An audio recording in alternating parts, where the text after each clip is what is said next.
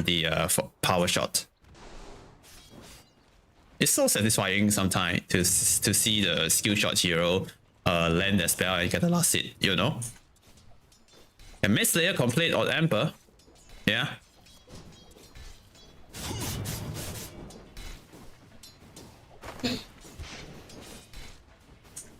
Oh, I just realized the damage type on the Mist Slayer is physical. Yeah, I always thought it was magical. Maybe they patched it, right? Yeah, and I didn't realize until now. Yeah, and that explains why like Mist Slayer on Pango or Ember Spirit is so good. Yeah, I guess yeah, Pango also going for Mist Slayer. He does have one already. Yona. Oh, right into Crowdwood. In a very awkward position. Ember is coming to stop Juju. Yeah, I think he's dead. Hook shot. Oh, nicely dodged by the Ember random. And Queen jump in and they dodge a sharpshooter with a Sour Face. Blue still trying to fight, but they're focusing two target at once. Focus fire. I mean, power shot missed on the enchant, and the Queen got taken out by the Ember at the backline. And oh wow, there's a 4-man disconnect. And yeah, that explains why the Queen just got killed by the Ember Spirit somehow. Oh no, and Centaur also in the middle of the team fight. He does have SMP. Yeah, but I guess might be too late to use it now.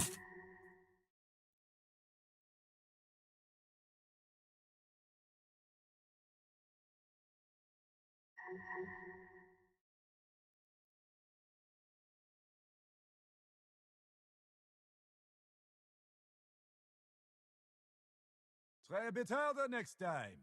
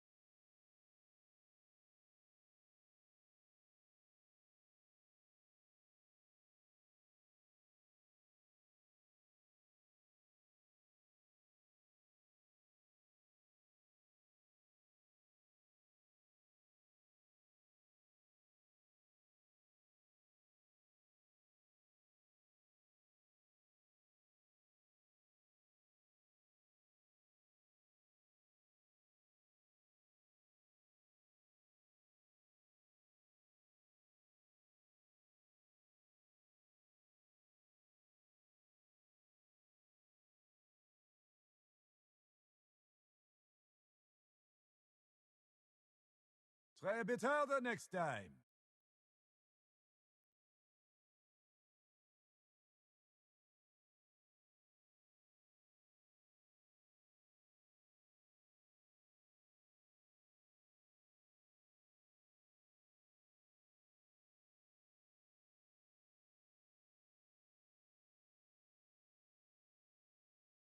Get off my lawn.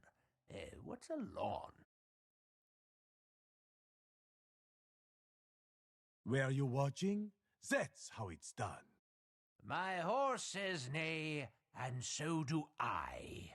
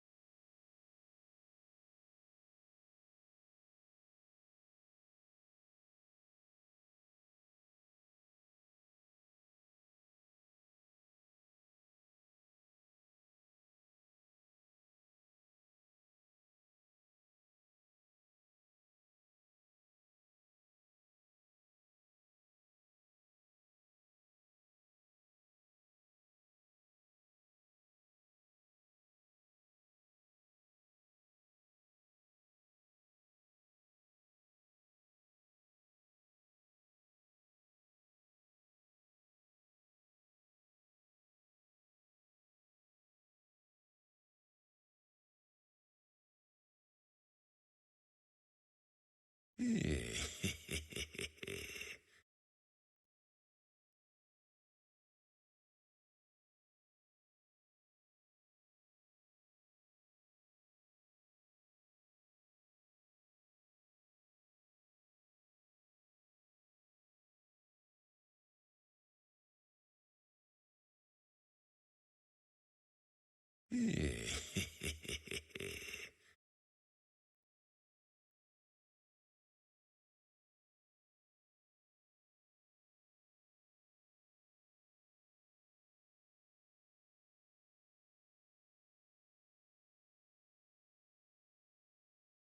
a bit harder next time.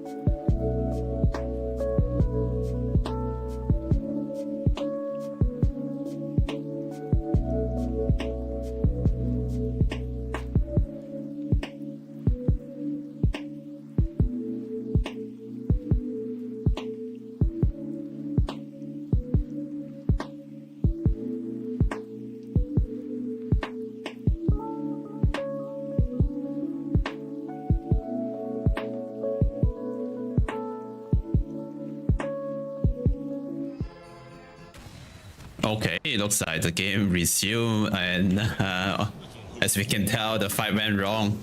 Yep, only one player left on the Dire team. Yeah, I guess this game will end in no time.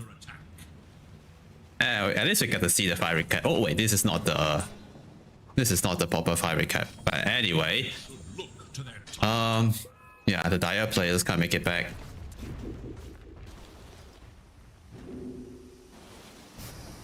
Dire's top tower is under attack. Yeah, I'm not sure not sure what to say now. I guess they can just push tower and push out every lane, right? To end this game fast before they reconnect. Since they are running out of pause time. Yeah. Dire's top tower is under attack. Just get Meteor Hammer, right? Because just get Meteor Hammer and then buy all the pushing items. End this game.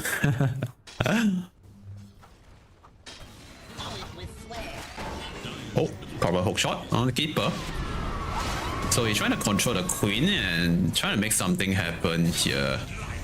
But yeah, I need to control more heroes to get the kill. The queen will have blink. Chain is ready. Oh, he didn't use it. Okay, he used it, but he missed. Unfortunately, the queen got away. Blink toward to the other side. Yeah, I feel like it's just wasting time if they chase the queen. Yeah, they can just push out lane, get all the farm, and Dire's middle tower is under attack.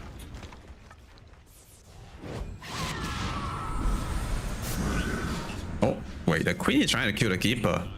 Angle is nearby. Might need to help his friend. Deny maybe. Okay, the queen got a kill. Win Thunder for the chain stun. MK stun now. Okay, nicely done. Congrats. They kill a lever. And now they can just march down mid and take down a set of racks at least.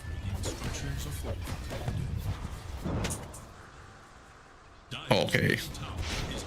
Now it's Juju against the wall. Yeah, Juju against the wall. Oh, Meteor Hammer. Yeah, one of the best pushing items. But Crow and Re-Ranger, Crow is controlling the Re-Ranger and trying to defend. Dire's bottom tower is under attack.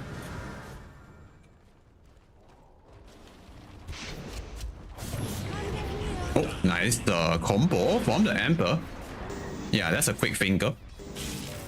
Sitting Chain and Meteor Hammer cast at the same time. Perfect.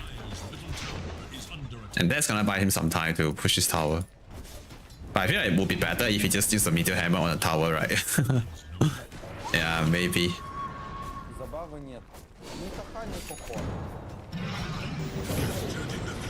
Another Meteor Hammer combo, but oh, it got interrupted by the Clockwork Power Crocs. And they're still trying to go, and the damage is enough to kill a hero at least. Okay, Ember Spirit dancing outside of the fountain. Random away after bait out the Focus Fire. They had a Keeper of Light Blast to heal up. Yeah, check on magic to give mana. Unlimited sustain.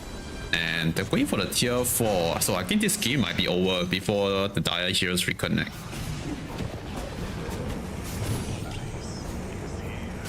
Oh, they have the Halloween Thunder and the Wukong to kill the Centaur. Meteor Hammer up in 5 seconds. Push out the bottom wave. Keeper of Light. Okay, he does have the Earth Shadow for the heal. Yeah, Chakra Magic for the mana. There is little hope for Dire's middle tower. Holy Chicago! Dire's bottom tower is under attack. Chain. Okay, got a kill on DP.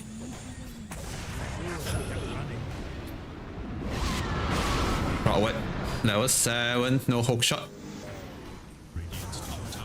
Yeah, I'm just buying time, right, for his team to push the wave and push the tower. Now it's gonna go back base to heal up.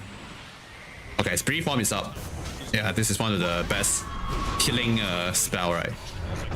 But Spirit Form, after he uses his transformation form, his Illuminate Blast can heal for 70% of the damage.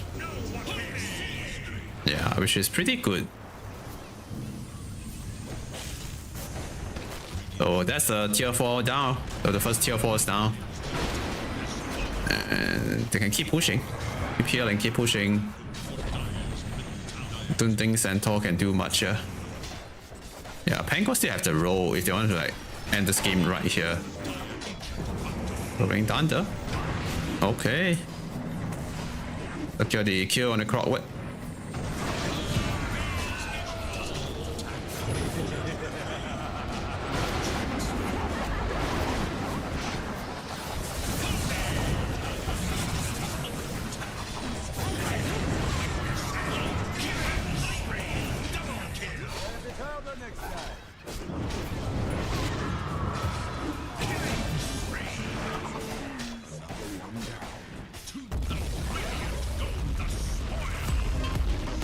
Okay, game 1's done. Interesting ending, but yeah, it is what it is.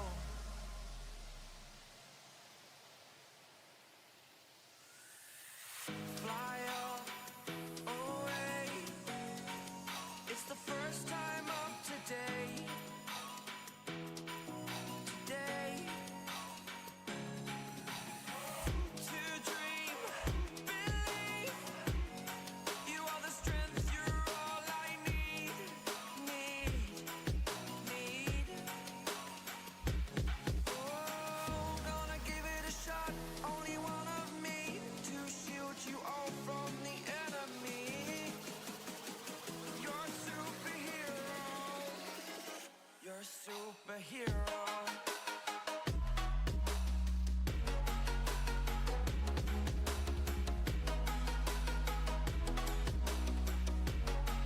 Can I be your superhero? Superhero. Superhero. Superhero. Can I be your superhero?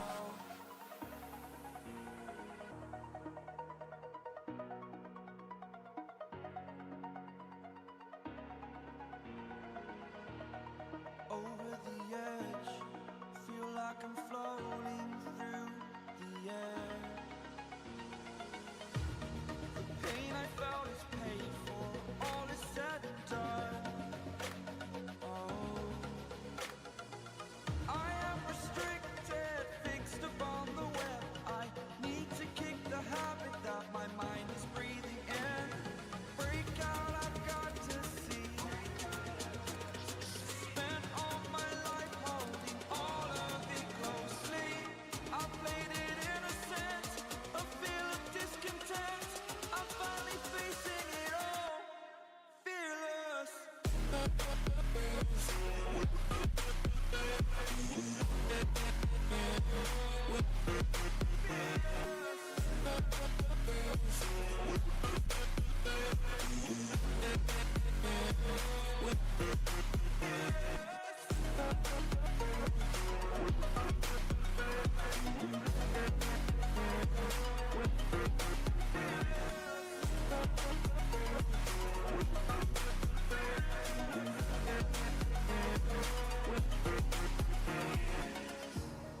Burning the bridge that keeps us.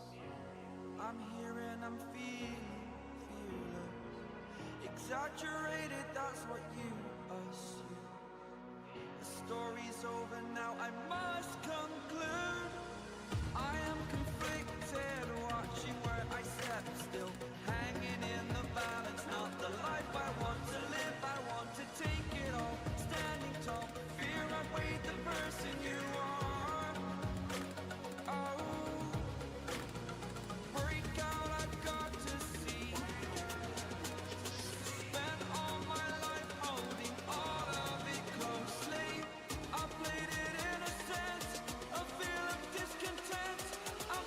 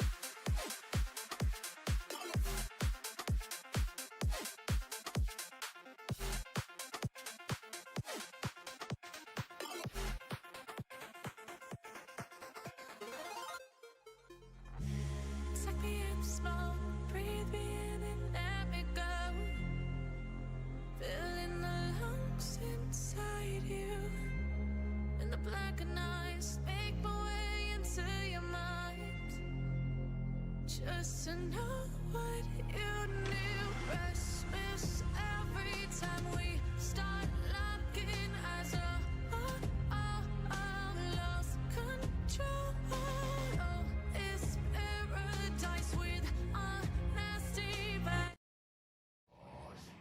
Welcome, Dota enjoyers, to some, I would imagine, some really good Dota. We got ourselves, obviously, TI season is going to be coming in soon. But before you get to TI, you got to do a little practicey wacticey. And we got ourselves Carson's Esports against Roar in the Lunar Trophy Tournament.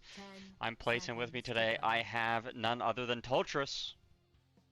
5 Hello, and when you talk about both of these two teams, Carsons are quite clearly gearing up for those qualifiers. And Roar Gaming, with the fact that there are 3 Chinese slots for TI, this is a team that might actually be in contention to actually appear in Shanghai. So I would imagine that this is practice, sure, but both of these two teams are going to be taking it so much more seriously than the rest of the competition, because Dreamosel has been on point. Ahid has recently been signed on to Carsons, and both of these two teams, whoever wins is going to have that confidence boost heading into the qualifiers, which are just about a few weeks away.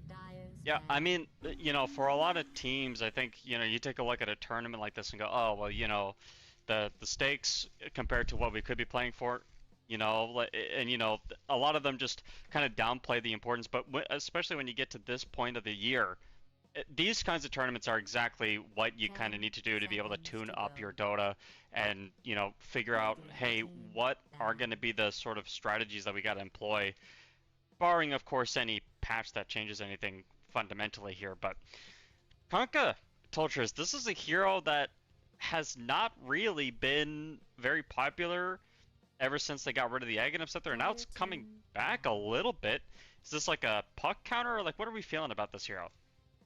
This is a butterfly effect hero. This is more of what he wants to try and do. But at the same time, it is pretty good into the axe, because when he goes in with the Berserker's Call, you can just send that ghost ship down on top of him to help your ally, whoever gets caught. Not to mention the Torrent, with how big of a cost range it has, it's pretty good against the Bane, since the Clockwork can give you vision over that Fiend's Grip. So I do imagine that this Kunkka in this scenario has a bit of synergy with the Clockwork and a bit of a counterplay potential against the Fiend's Grip and the Axe right now.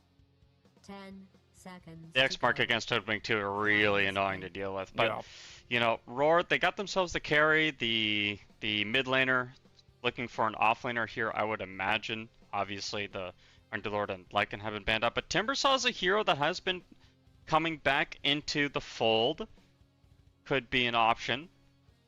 10 seconds to go. I think they could go for something that has some kind of root, like the Underlord. Of course, Tidehunter is banned out. Underlord also notably banned out.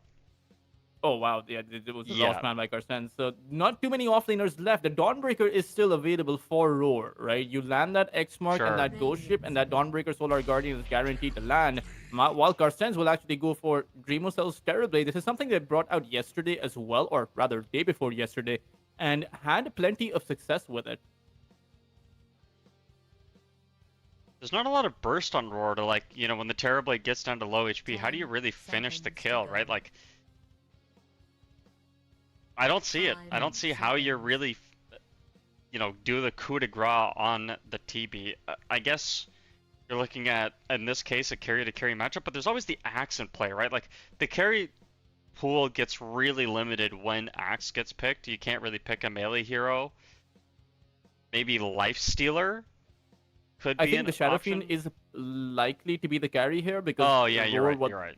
The Kunkka wants to be playing the mid lane. Yeah. That's how Roar at least wants to go for. Some teams do play the offlane Kunkka, right? And then the SF could be mid, but I would imagine that Roar want to play it the other way around.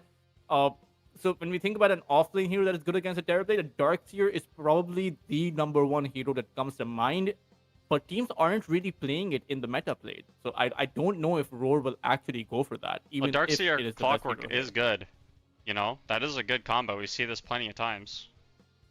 It's also pretty good against the Axe. Just vacuum him away once that Berserker's Call comes out. Not to mention, if you're able to land a good vacuum into a ghost ship, that is a devastating combination and can add in a lot of that burst damage that you pointed out is missing from their lineup. So it's just a matter of them sticking to what has traditionally been a good matchup, or if they feel like the meta matchup, like a Dawnbreaker, who is pretty good against the TB in the lane itself, if that is the way they go about it. Oh, it's neither.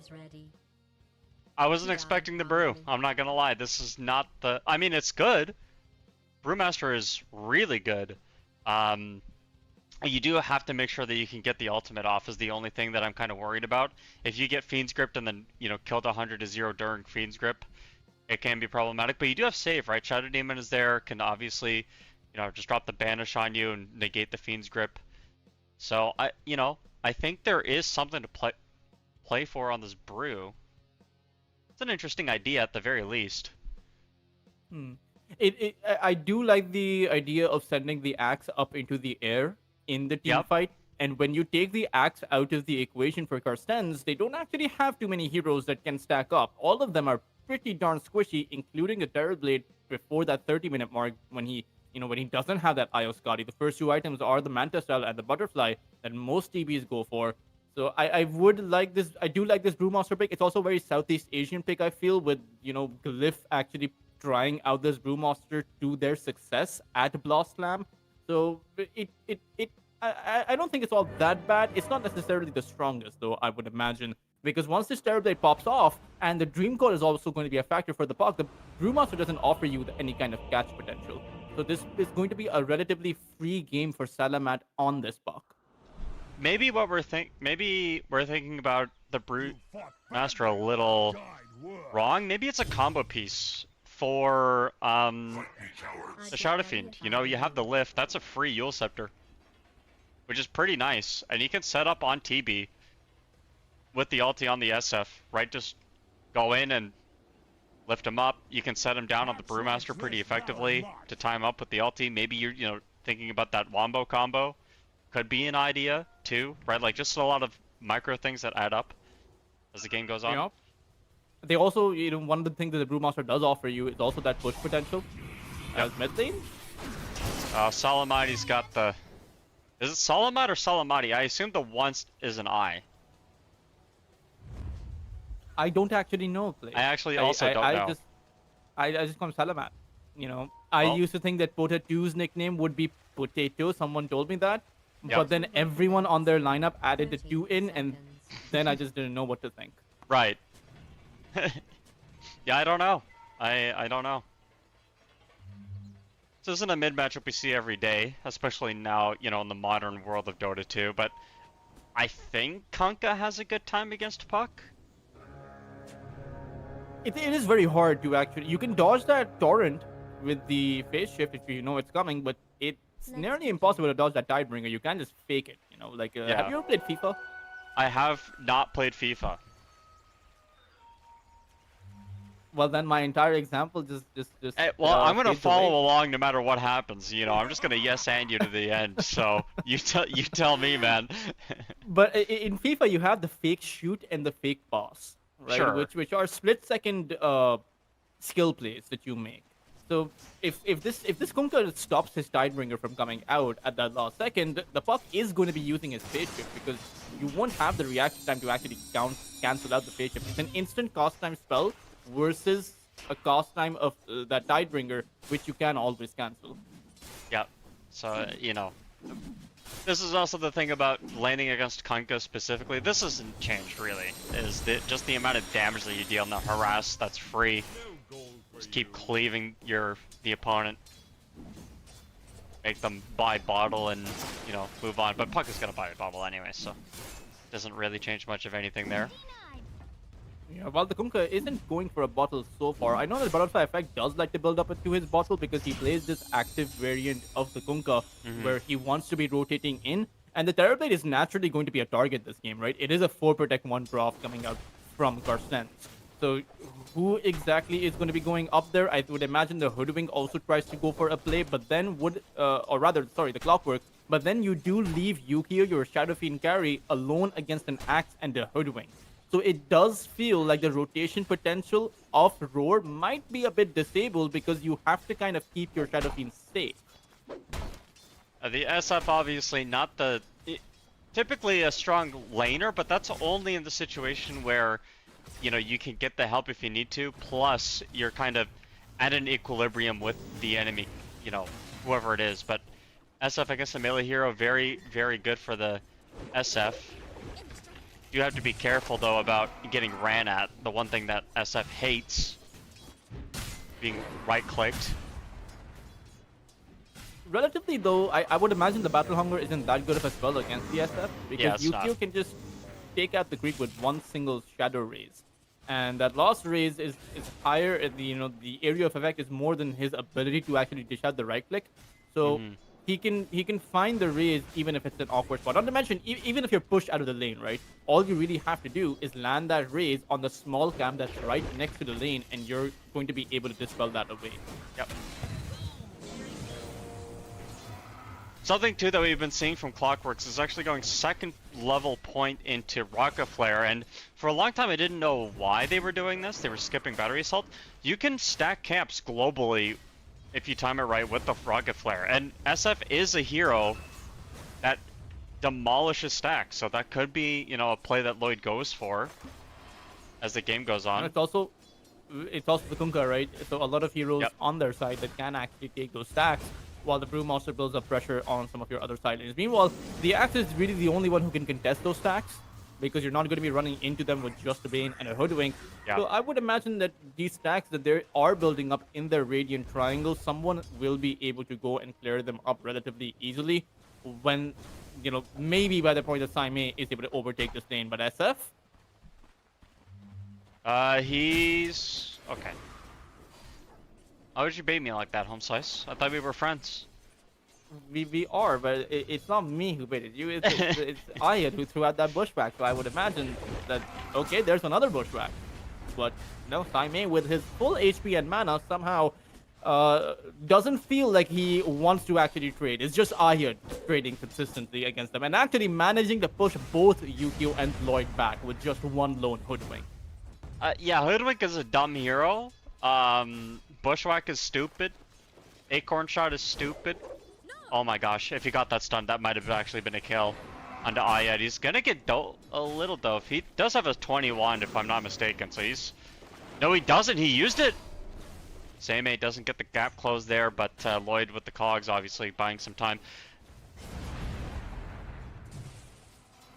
On the point of those stacks... might actually be dove under the double, so like... Oh, first blood goes the other way, though.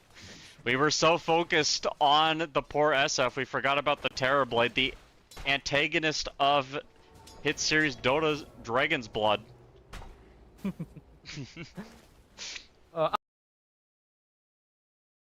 I wouldn't say it was necessarily a hit series, though, Plate. It was okay. It could have been. It could have been. I will say that. I mean, like imagine like the lore potential of a series around Dota, like it's insane. Like every single one of these heroes has a storyline behind them, and instead you got Dragon Knight. I feel like they could have just taken, you know, made a sort of mini series where every episode was like the backstory of certain heroes, but they instead. That is actually, you know, I dreamt about that shit. Yeah. I had dreams around backstories of Dota 2 heroes, but I never really got them.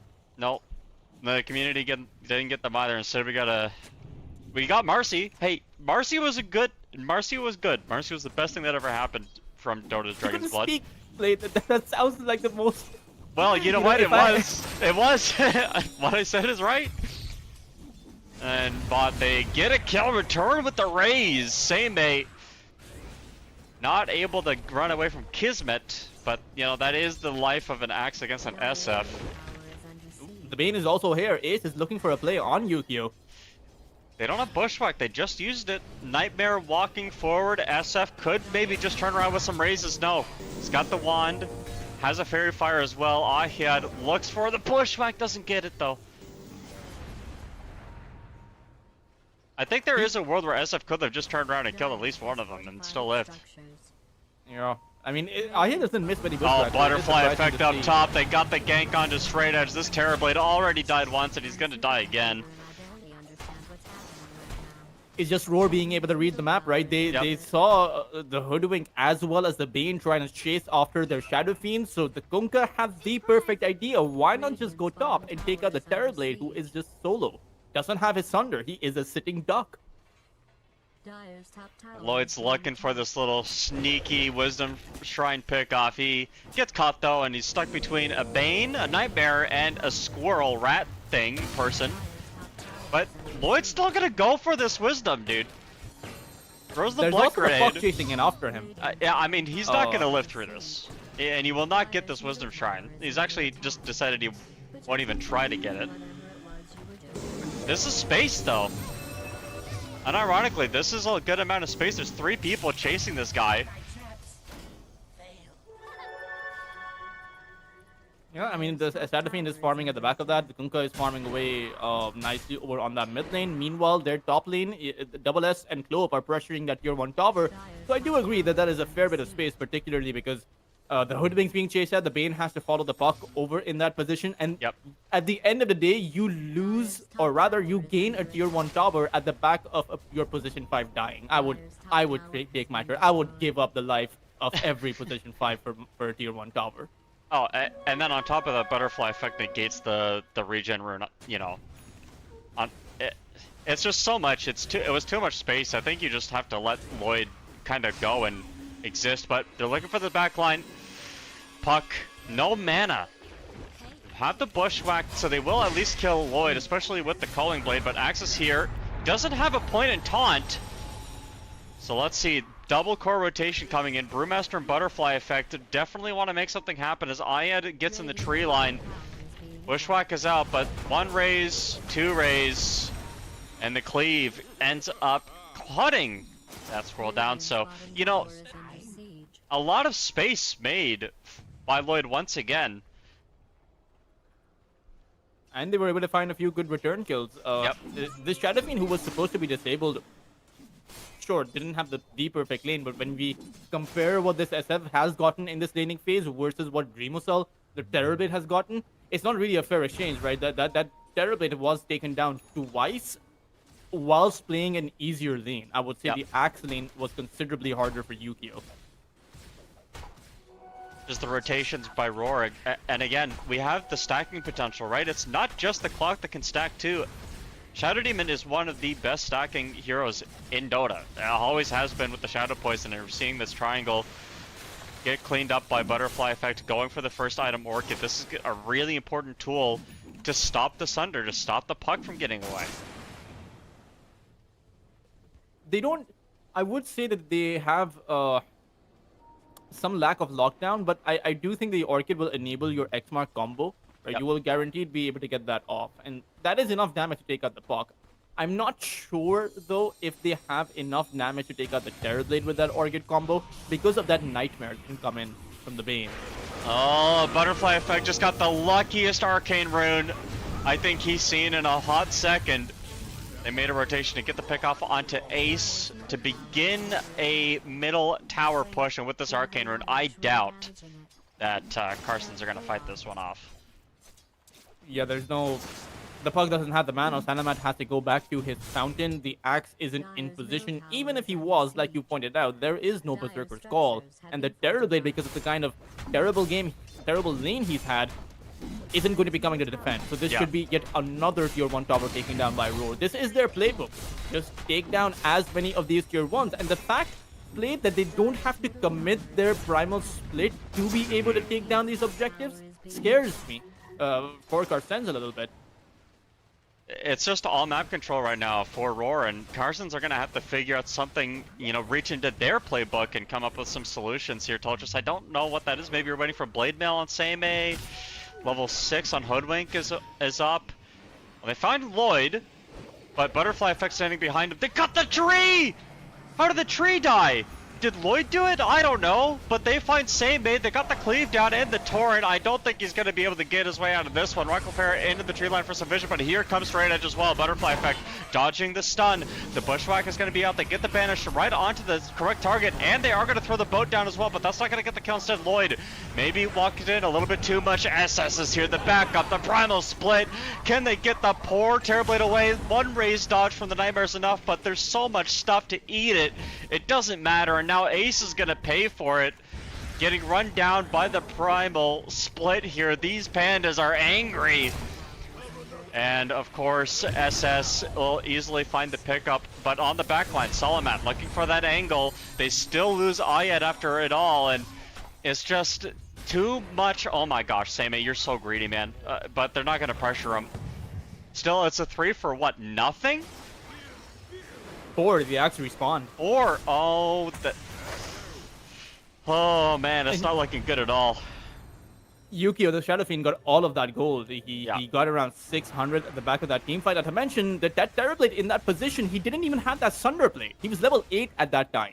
So even if he was in position, he wouldn't have had any kind of reversal potential. Sure, Roar didn't know he didn't have a Sunder. It doesn't matter. Oh, you don't have a Sunder on Axe, bro, and you're surrounded by 4.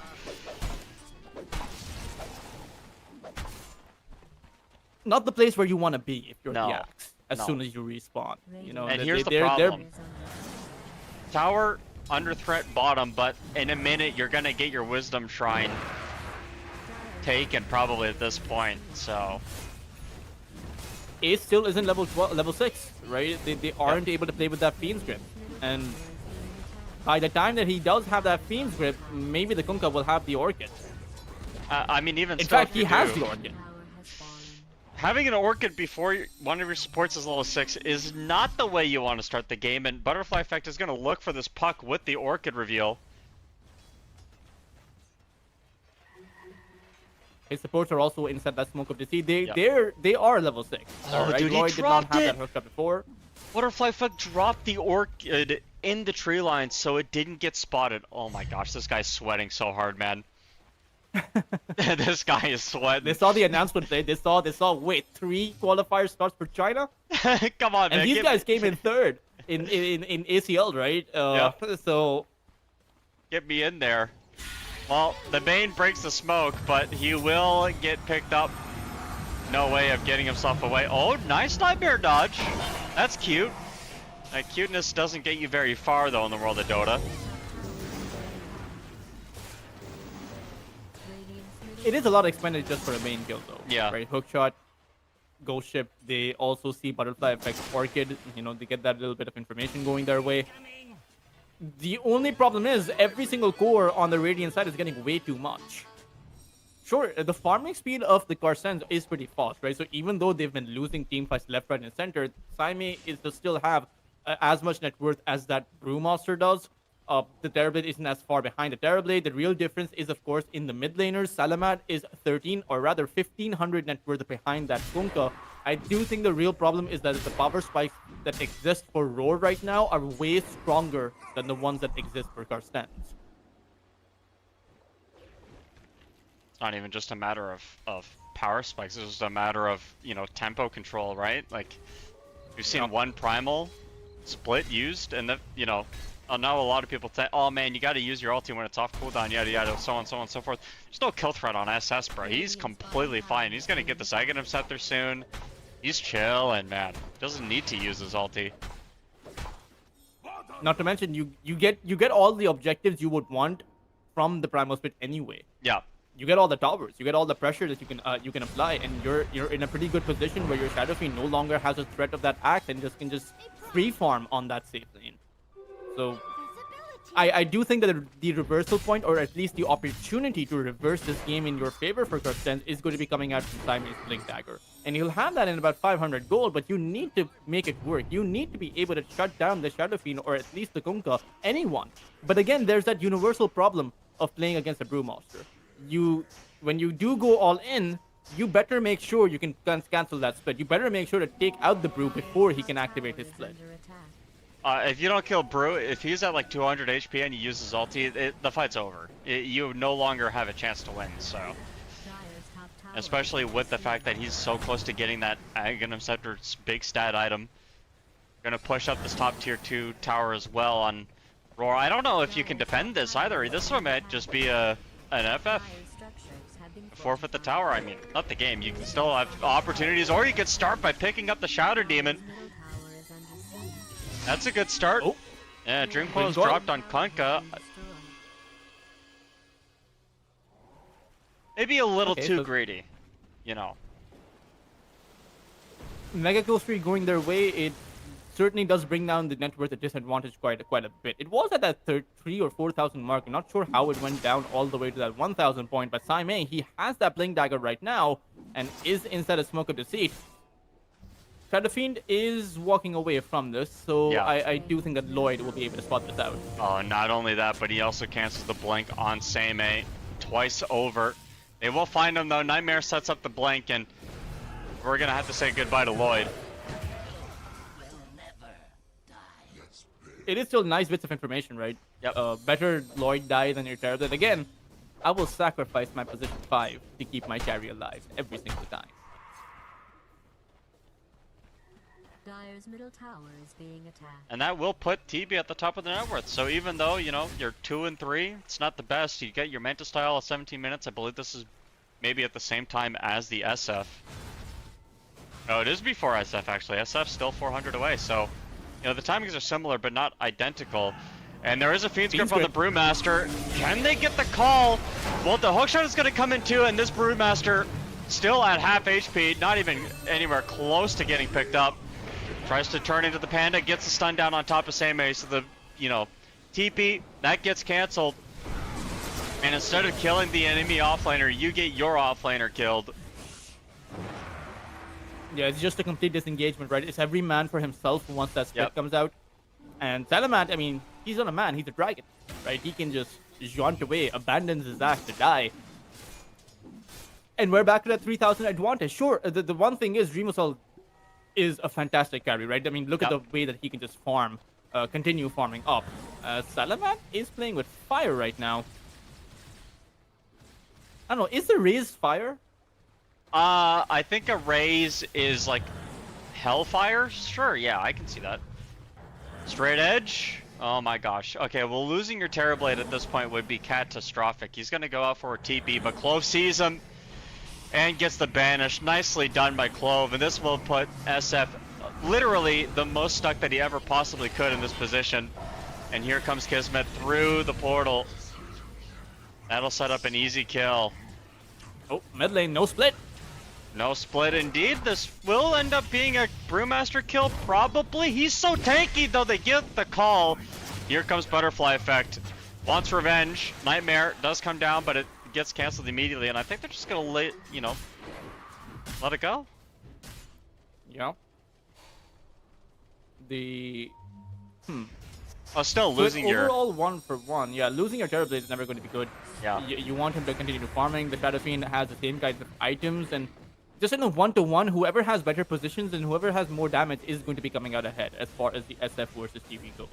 Right, and Yep. the SF is actually one of those range heroes that has a lot of repositioning capacity at the back of that Hurricane Pike and a lot of attack range at the back of that item. So it's kind of identical to the TB. I really do wonder, and not to mention, right, at TB you can consider him having the Conjure image. You can consider him having those illusions to fight back with, but the SF has it as well with that Shadow Demon. Ace tried stealing the Torm. I know he dies, but you know what? That's worth. Because if you take it, it's a big deal. But if you die, it's not a big deal. You know what I mean? Yep. It is 10 out of 10 for effort. Yeah. 0 out of 10 for execution, though. He was. He did not do that very well. Witchblade as well as the Yule Scepter up for Salamat. I mean, if he can get to this Blink Dagger, he can control the fights, because there is the one aspect of Roar where they might actually be a bit weak, is that they don't actually have too many disables. Yep. The Salamat can already counter out that the Orchid, and then how do you actually hold this puck down? It's straight up impossible. So he could carry this game for Carstens if he plays his cards right. It's just going to be very difficult. I actually think you're not that far behind, but the problem is this Shadow Fiend is just huge, right? 13,000 net worth at that 21 minute mark. You're losing all of your towers without being able to pressure Roar's towers, and that's never going to be good. Like, where is the tempo going to be built up from, apart from just being able to fight back? Salamat as the Yule Scepter, but they are going to try to land the hook shot down and the cogs. Oh, the banner stops the orb jaunt. They push him back again. He's going to have orb up in 1 second, but here comes the bushwhack through. Salamat burning away. He's going to be okay. Oh, Shadow Poison dodge. No, doesn't get it. Great exchange, I would say. I mean, I say that it's not really an exchange. They get the buff for free, as he was just I don't know what he was doing, trying to build a base, I imagine. I think he was trying to kill the middle tier. Yeah, he was trying to kill the tower, but he didn't get it in time, and now they're going to give up a Roshan off of that. So you lose a tier 2 tower, your mid laner, and Roche, and all you got was nothing. So, Oh, they might actually catch Dreamcell here. The scan, it catches him out. He's going to be farming up this camp. Yep. They see him, and they are going to start up with the Shadow Poison. Now, a little bit of a misplay here. The Manta style was used too early on TV, in my opinion. Gets it off, but the Sunder's got a cast point as well. So, huge pickoff there to start things off. That Aegis, I mean, immediately coming into action. And how you protect a tower at this point, I don't know. Carsons are going to have to work something out, though. They can't just give away the entire map for free. The Buck will be able to... Or rather? You do find some counter push, but... And maybe Saime has that with that BKB. He can go for something, but does get spotted out and X mark. Yes. Not going to get to be able to blink away from the clockwork in this case. The BKBs come out as well, but they're looking on the backline. The SF, the save. Put him in the bubble. He'll be A-okay. And he's going to keep on going as well as he wants to find this pickoff. But fortification wasn't even used at that point, and, Kismet pretty low. Maybe there's an opportunity for both teams to sort of sit back and kind of not do anything, as Butterfly Effect could use a bit of a help. He's got the Demonic Cleanse to help him out there, so he's gonna be able to shrug all that off. Terrorblade is up. The difference between Yukio on the Shadow Fiend and a Terrorblade, it starts to shrink. Oh, like ships passing in the night. Hookshot is gonna come in, prepping up the ulti from the back line, gets the fear off, and this is all because Butterfly Effect got the XTP for Kismet, so he was able to go back, get the Shadow Blade, get the HP back. Now it's going to be a high ground push now. It is a very difficult high ground push to actually stop once they're already inside of your base without a buck. Oh, without a Bane too, it's going to get a lot harder. Maybe you can get a I don't blink think call they ever here. had a Bane. You don't think Like, so? Have you seen a Fiend's Grip? I've seen one. The blink call is perfectly timed. Maybe you can get the Aegis to let things off. The BKB is running for Salime, and he's got to back away. There is still Primal available for this Brewmaster, but you'll happily take an Aegis if you can get at least a lane of racks out of it. At least the first Aegis of the game will give you some permanent positive map pressure here, and Straight Edge is not even here either. But Shadow Fiend does have to be careful. There goes the break. The Dream Coil is broken up as well. They're holding the save. Lloyd's forced to just go in. SS coming in as well. Pops the Primal.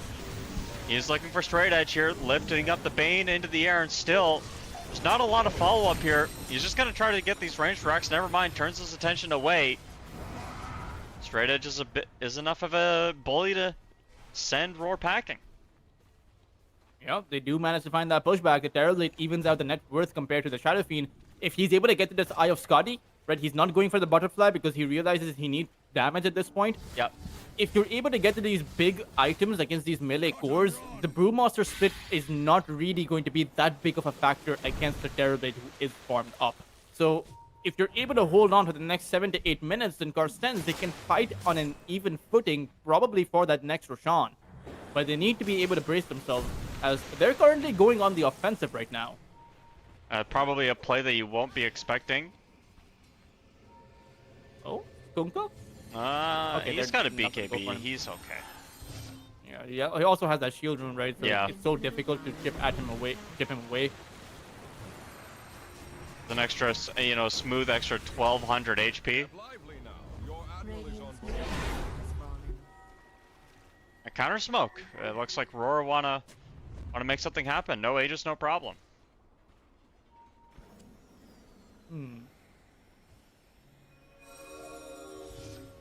Headwind could be caught here.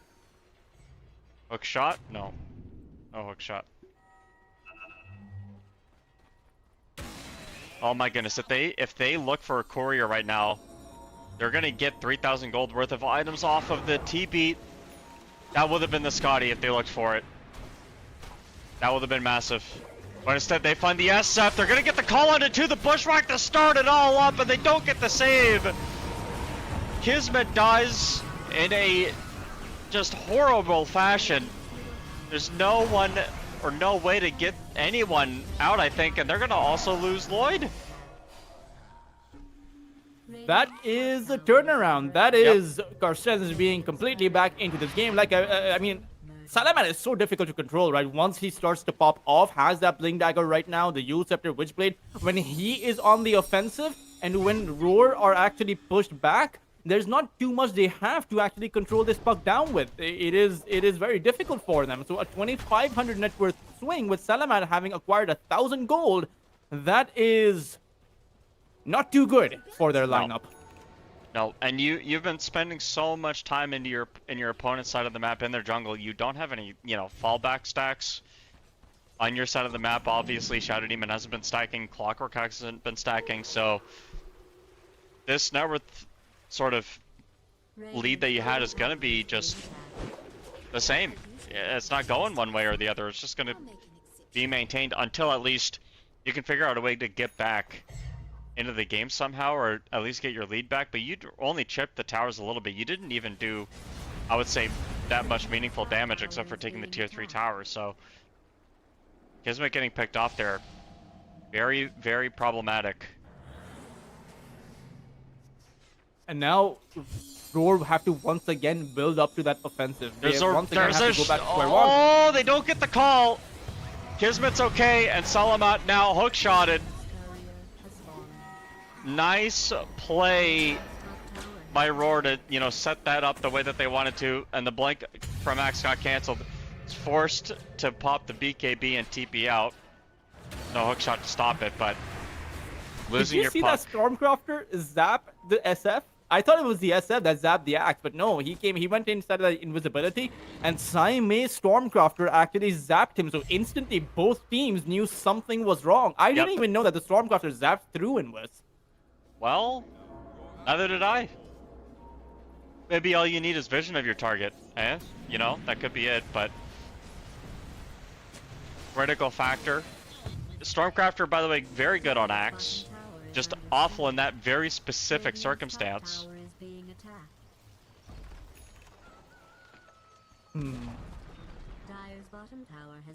Once again, I would say they're back on top, but this time around, the Terrorblade, how farmed up he is played. If you are not making a move, this Terrorblade will constantly be pushing at your towers. These illusions will not go down unless someone is there to clear them out. And we're starting to get to the point where the boat damage is wearing off a little bit. You do have Aghanim set their own butterfly effect now, so that, the Admiral, the whole armada will be coming in. That'll help.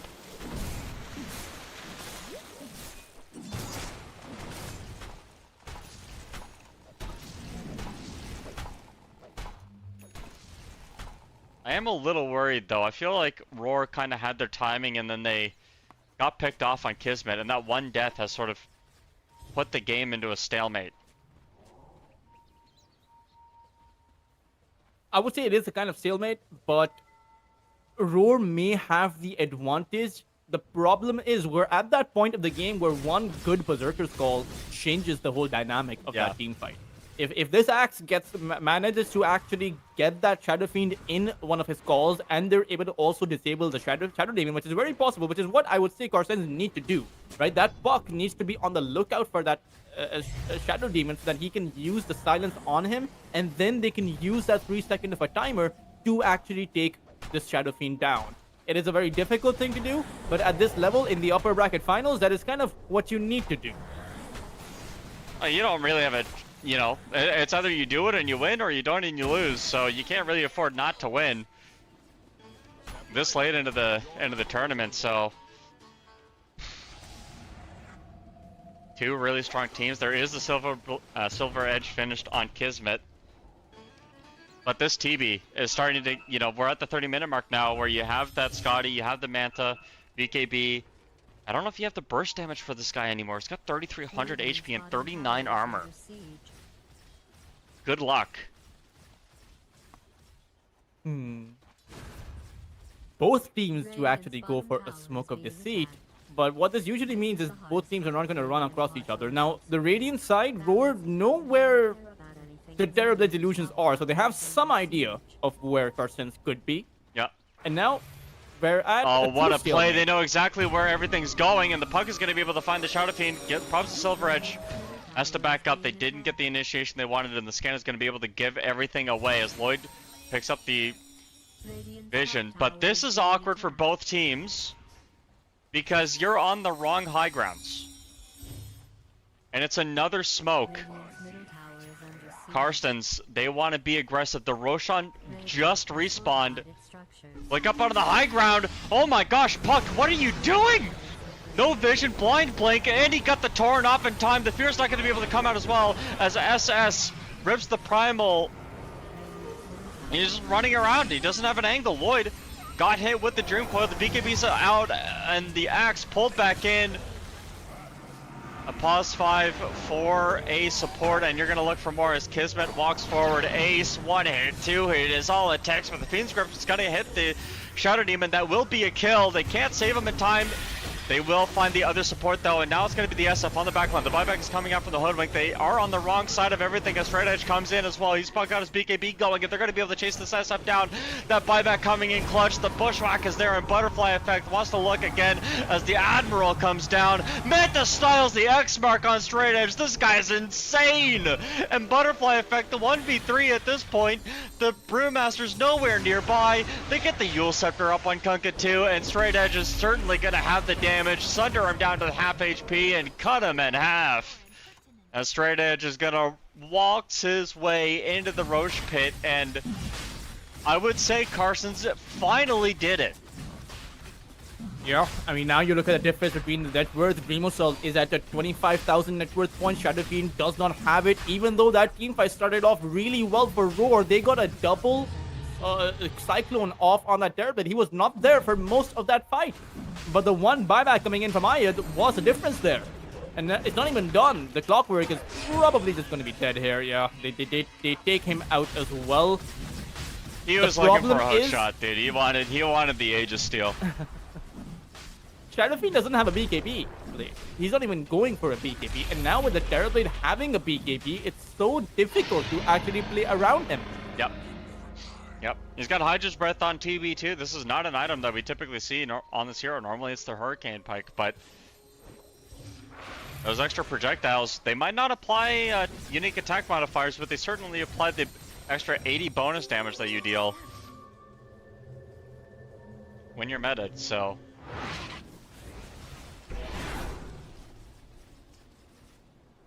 We're kind of getting to the point where the SF's damage has fallen a little bit, you know, sideline or to the side, and because of the high armor from the Axe and the TB, I think it's kind of hard for SF to actually meaningfully kill anybody anymore. You really have to rely on the control from your Kunkka and your Brewmaster to get kills.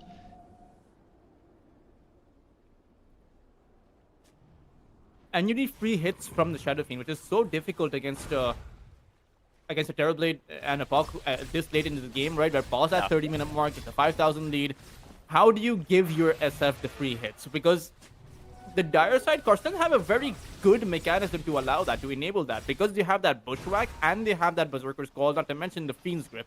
which comes in with an Aghanim Scepter, surprisingly. Like, Ace didn't have any Fiend's Grip in the early phase of the game that now will guaranteed be able to get some good Fiend's Grip off. I think Ace's job is going to be to Fiend's Grip the Shadow Demon. He did it the last team fight. It got the kill, and I think he's just gonna. That's gonna be his angle, right? I think Might he make has. the puck to it. Yeah, I think he has pretty good Fiend's Grip targets overall, right? Regardless of who it is. If you do Shadow Fiend's Demon, Grip someone Clockwork, else, though, Shadow Demon can't save with Disruption, right? Even if you have the Aghanim Scepter, you just disrupt the person being Fiend's Grip, it cancels it. So. Oh yeah, I mean that is actually a pretty good point. So it has to be the Shadow It Demon. does have to be Shadow Demon, yeah. Yep. If it's not Shadow Demon, you're risking. You know, that's a big risk. Radiant's bottom tower is They are going for a wraparound. They want to see who comes to defend this tier 2 tower, but I would actually make the argument that they should abandon this tier 1, tier 2. Because it's not worth defending right now with so many of Karsten's heroes nearby. Oh, they get the blink in, and again, Clove is there for some save. Hook shot, but the Yule Scepter was there already, and Lloyd, he's gonna get hit with the Bushwhack, and just look at how quickly that clock dies.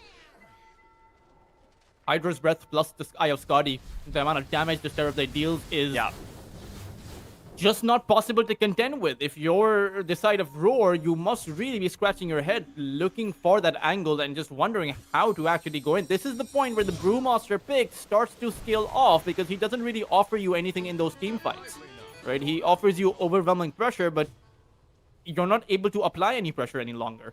They had the window, right? That Aegis play towards that tier 3, that was their opportunity to come out with a lane of Barrack, but they were unable to. And now I fear that it might be just too late. Carson's did a really good job just buying time for TB. They got to that 30-minute mark, and since then, 8 minutes later, tier 2 towers are falling. They have another Aegis. They won a team fight. And they're starting to write on the wall here.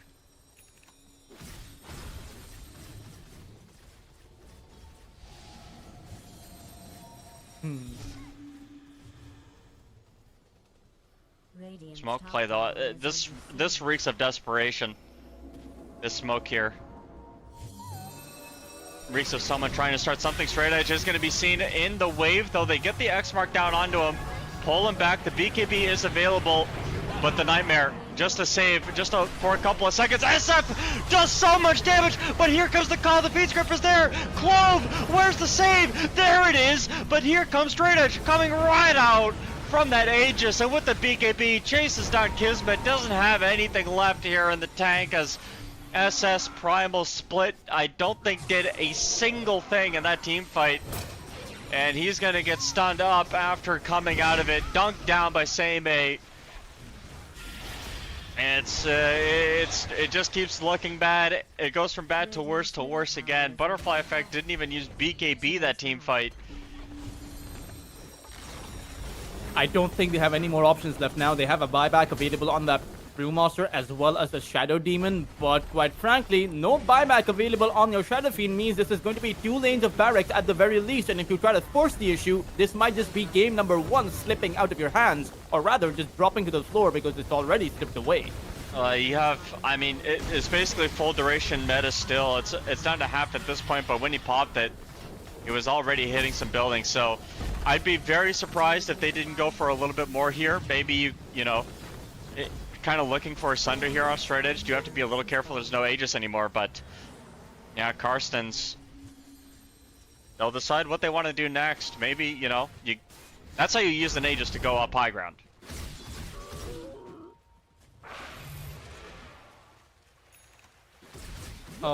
And being able to take an entire team fight without popping your meta, that is... Yeah. He'll have the Butterfly now in about, well, a few hundred gold, and once he has that, your Shadow Fiend is not going to be able to hit him with those daedalus. I mean, sure, he will still be able to strike him, but one out of 3 hits is going to miss. And you already suffer from damage. Yep. But you were able to burst the Terrorblade down very easily. So if you're able to find the right angle and find the right initiation, you can do the same thing again, and he won't have an Aegis this time around. The problem is you're going to have to do it repeatedly to actually find a comeback this game. While the other side just has to win one more team fight. And the ease of execution for this game has now really flipped. Carson's did all the hard work. earlier in the game, and now it's going to be the hard work going the other way, but the blink from the shield rune is there for Puck. They don't catch him. He's got a gem too, so blink call.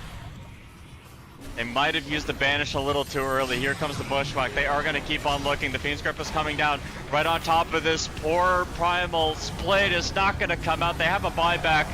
Boats are coming in. The Armada is coming, but Lloyd is slept on the wrong side of everything as get down, Mr. President, but he's already gone as the Calling Blade comes out too, and GG, the only buttons left that it looks like Roar have left to press as they are just getting styled on.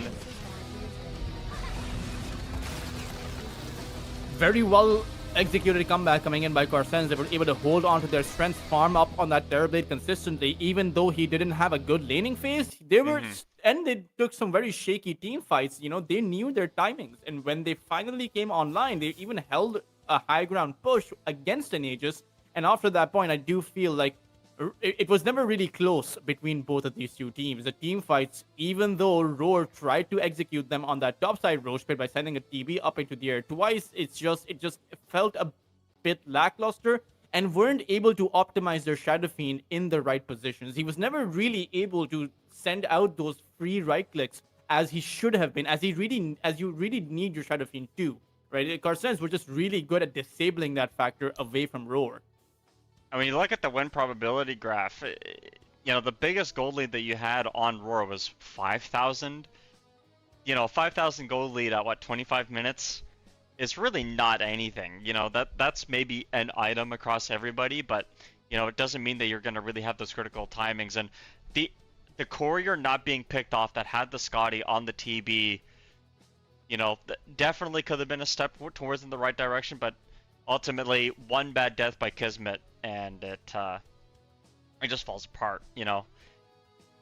There wasn't a single kill by Carstens after that 35 or 34 minute mark. They didn't have the damage anymore. There wasn't enough. You know, and I mean, Roar will have to go back to the drawing board. Carstens are going to be one game up again. I am pretty much really impressed by Carstens and how far they've been able to come. They're a team that switches up rosters. You know, as you know, you cover both Lunar Snake Trophy as well as the Southeast Asian edition for EPL. So Carstens come in with a lot of roster changes, just about every single month. But this roster seems like the best roster, and Carstens have been able to put out. Well, you know, when you mix it up enough, eventually you're going to find something that sticks here, and it's sticking. So we'll see if it can stick around. We'll see you stick around. Game 2 is going to be coming up after this break. So just stick around. Through the wastelands, through the highways, till my shadow turns to sun rays, and on we'll go. Through the wastelands, through the highways, and on we'll go.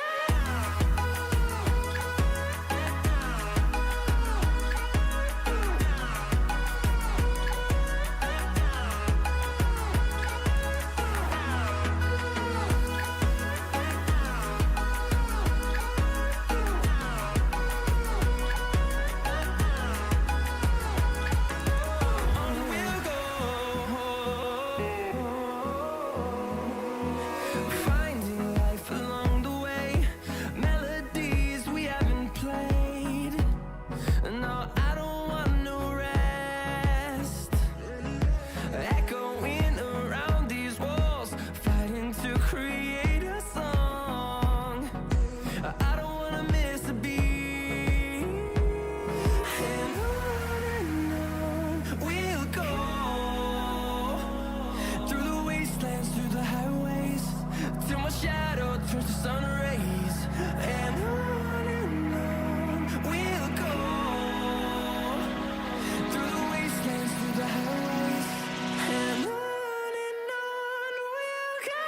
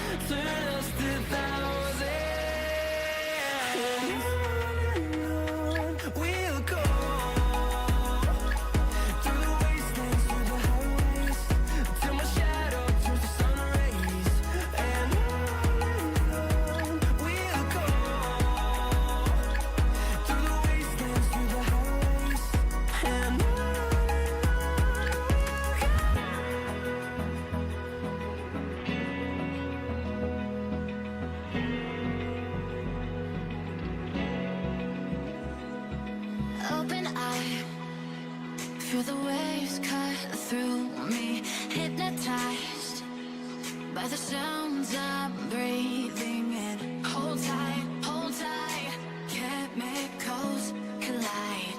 Hold tight, hold tight, hold tight.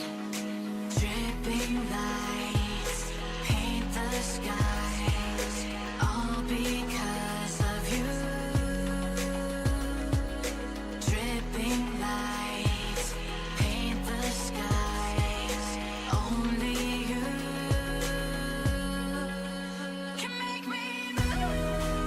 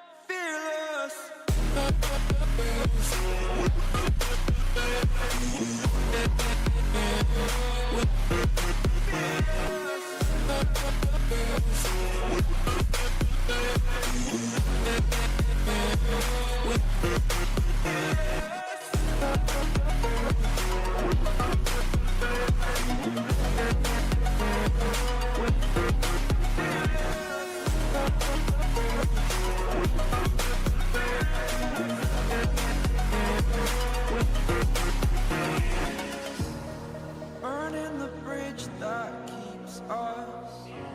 I'm here and I'm feeling fearless. Exaggerated, that's what you assume. The story's over now, I must conclude. I am conflicted, watching where I step still. Hanging in the balance, not the life I want to live. I want to take it all, standing tall. Fear outweighed the person you are. Oh, break out, I've got to see. Spent all my life holding all of it closely. I played it in a sense, a feel of discontent. I'm finally facing it all, fearless.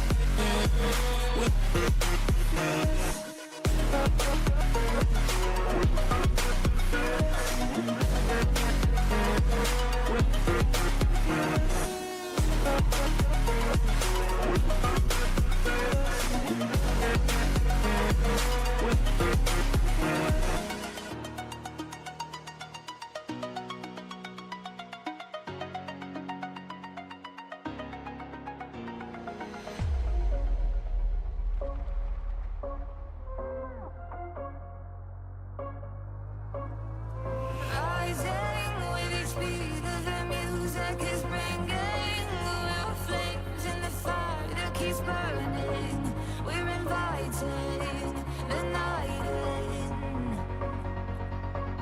Welcome, my heart, soul, food. I'm devoting myself to the night. There's no motive. We're just listening. We're existing.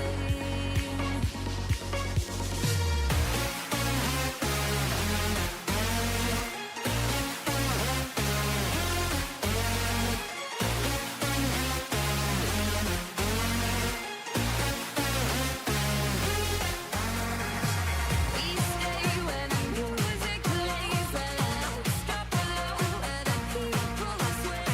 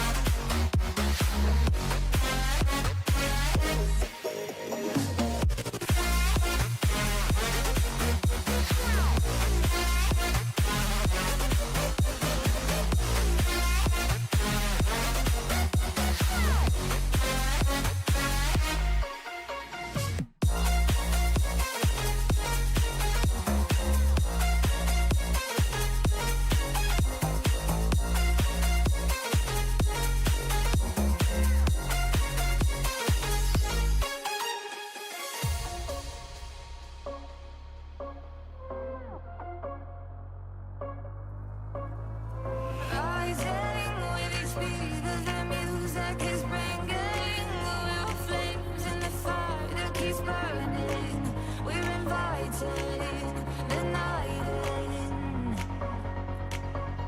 Welcome, my heart, soul, food. I'm devoting myself to the night. There's no motive. We're just listening. We're existing.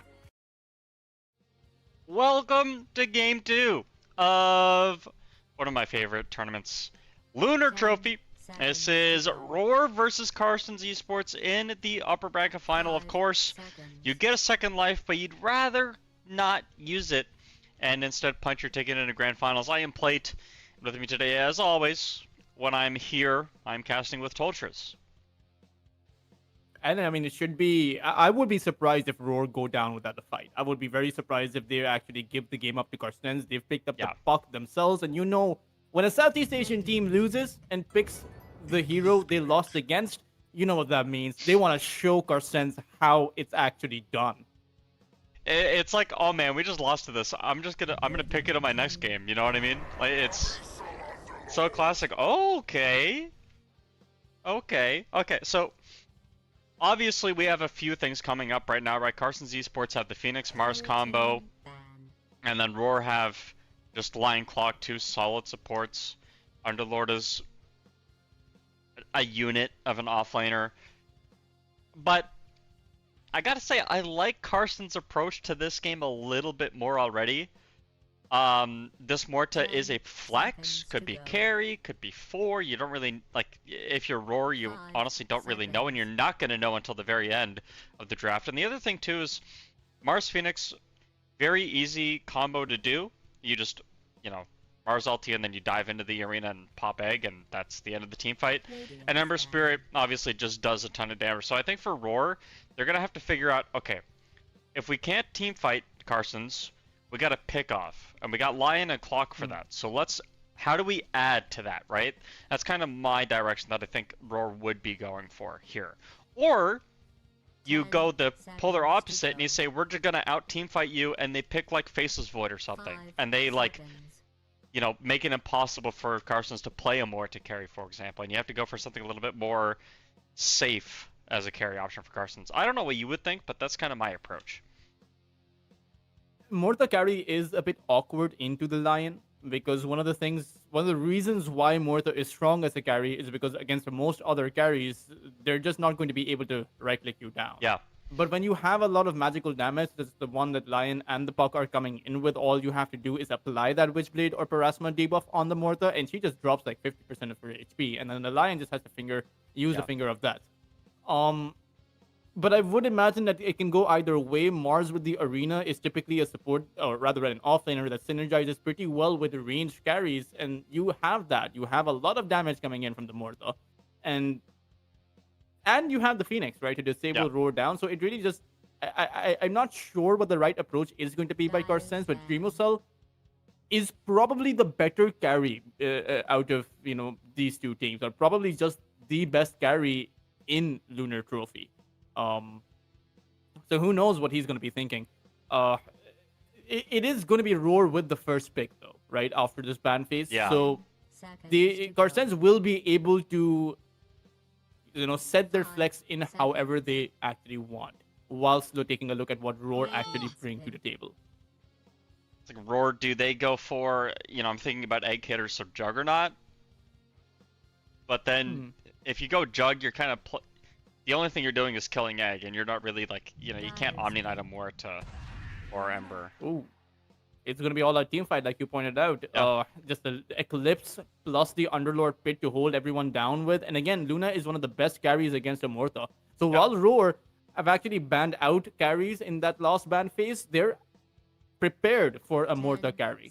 Right? You just need that Eclipse, and the Morta's dead. You might even just build up to that Aghanim Scepter, and suddenly the Whale, which is supposed to be this big critical factor that makes Morta what she is not going to be able, or rather, is not going to be enough, and actually gives the Morta the key requirement of building up to a BKB, which you ideally don't want to. But against the Luna, you kind of have to.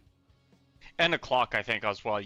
Or Puck. And you have to build a BKB if you're going to play this as a core Morta. On the flip side, Carson's Esports could just not play that, and then, you know, think about maybe Ursa could be an option here, and you know, out man fight the Luna and the Underlord.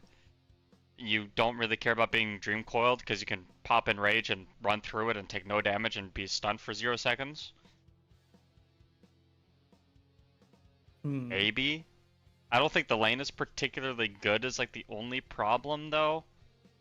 Underlord doesn't really care about those kinds of heroes. Draw Ranger also on the table, I think, for Karstens. That might be the pick. You know, you can force yourself out, but you also have to deal with the Lion's Finger of Death. I would actually say the Life Stealer is pretty good here, or the Ursa. And Band.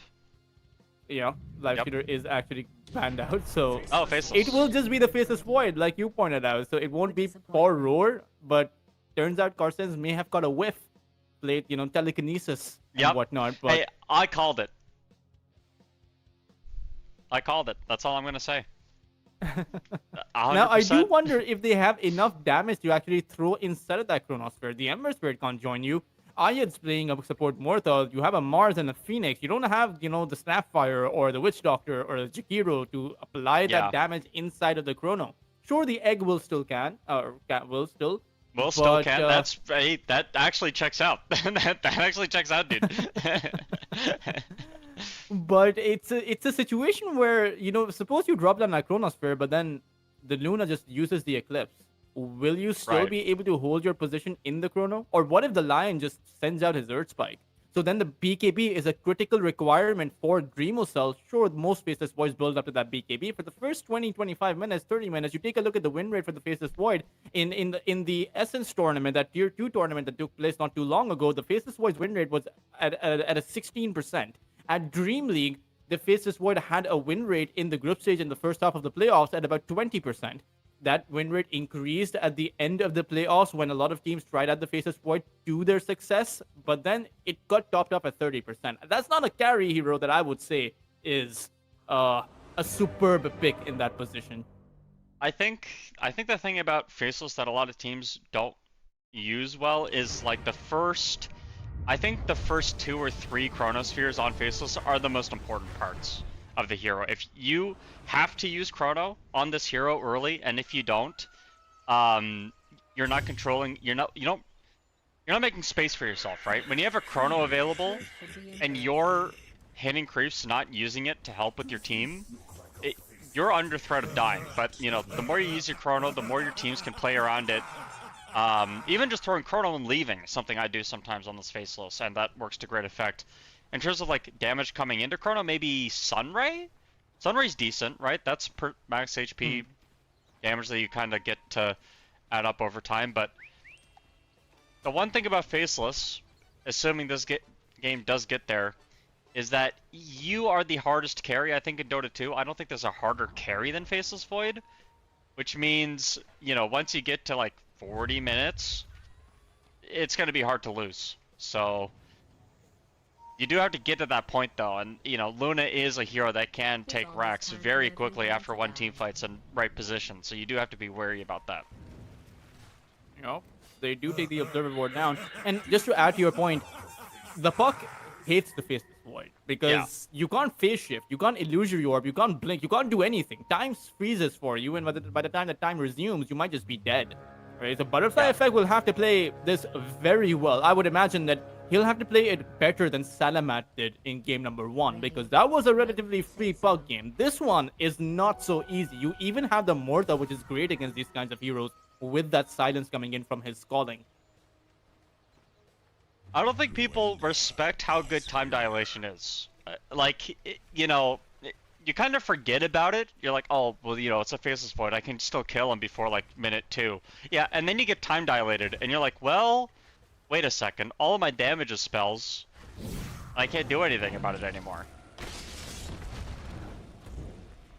It is still going to be a hard lane, I would say, for the Void. Oh, even though you have absolutely, Phoenix is supposed to be an aggressive support, and the Void, even with the time dilation, is not that strong, because the damage on the Underlord is not really going to do anything, right? Underlord starts off at about 850 HP. By the time he has that Bracer, he'll have about 950 or maybe even 1,000.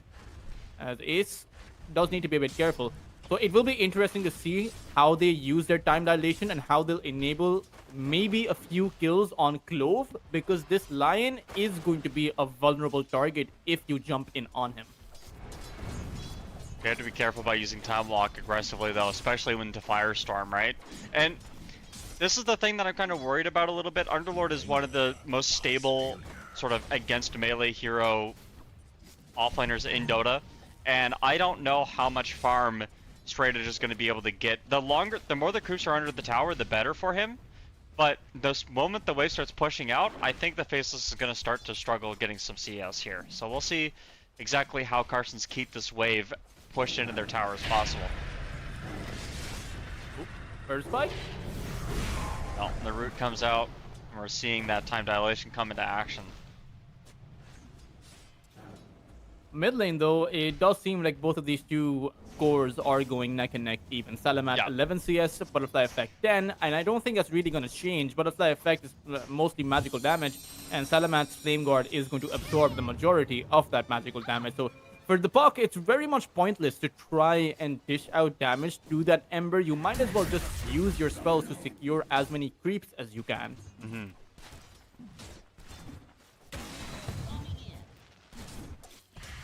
How do you think the matchup does bottom with Luna and the Mars? I feel like this is like pretty even Steven. I don't know if there's really an advantage, but it does look like Mars is doing okay. Yeah, I mean, if anyone gets caught inside of the cogs, or rather, regardless of who Lloyd uses the cogs on, Saime can just spear him away. Yeah. Right? So there's not really that much that Lloyd can actually do in this lane. Not to mention that Deadshot is also going to prevent Lloyd from being able to close the gap and hold you down in the cogs. So this is going to be the sniper cogs version where Lloyd just focuses on burning as much of the mana and just being, a nuisance to Saime and Ahir. But kill potential wise, unless someone rotates in, unless it's the Phoenix that comes in, you can't really get a kill on the Luna, which you would otherwise, you would very much like to get those kills. So Yeah. Absolutely.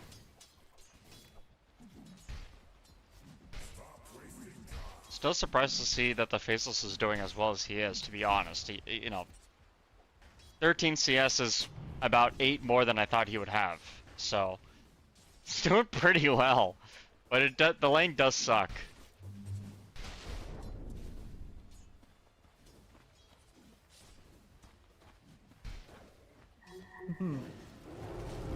Oh, they're looking for a pickup onto Clove. Nice 2-man Earth Spike, Phoenix. Trying to dish out the damage. The time block was there, and Ace will pick up the first kill. Nicely done by them. I mean, it is going to be the line that goes down. Double S has full HP, right? So you might as well ignore the Underlord. Pretend he doesn't really exist. And again, it's surprising to see... Well, I mean, to be fair, Dreamosol is only level 3, but I would imagine that he maxes out his time dilation. It's just a great spell against a Lion. Increased duration. Lion can't exactly use any of his spells. And good start for Karsenz overall. You need your Faceless Void to actually have that kind of a start. Enable him to have that kind of free farm, because Luna has the Glaives. Luna has a natural capacity to actually farm up faster. So it will also be interesting then to see what kind of a build this Faceless Void goes for, as he has queued up his Battle Fury. I've played, I think, 4 or 5 games of Faceless.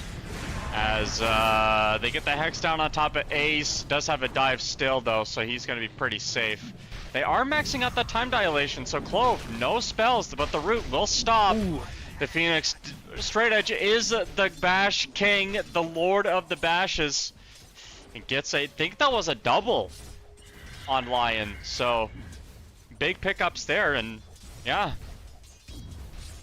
But yeah, a lot of Faceless Void on my end, and let me tell you, the Egg Interceptor Battle Fury build has felt very nice. It is. It's just an AoE stun is really good.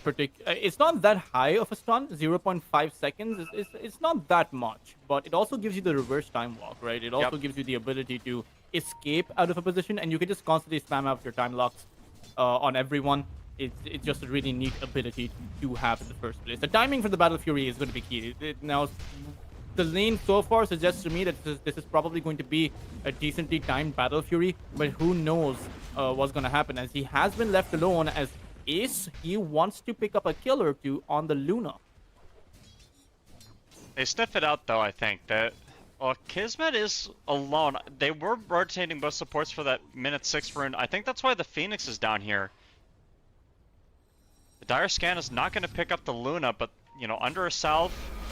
Got hit with the silence in the tree line, and here comes Butterfly Effect. They knew something was up, and they want to get that kill pronto. So Ahyad will eat this gank. As Lloyd? He's fine. So. Missed Gang might as well opportunity. have stayed on that top lane, right? And not have Butterfly Effect come in towards that bot lane with an amplified damage rune.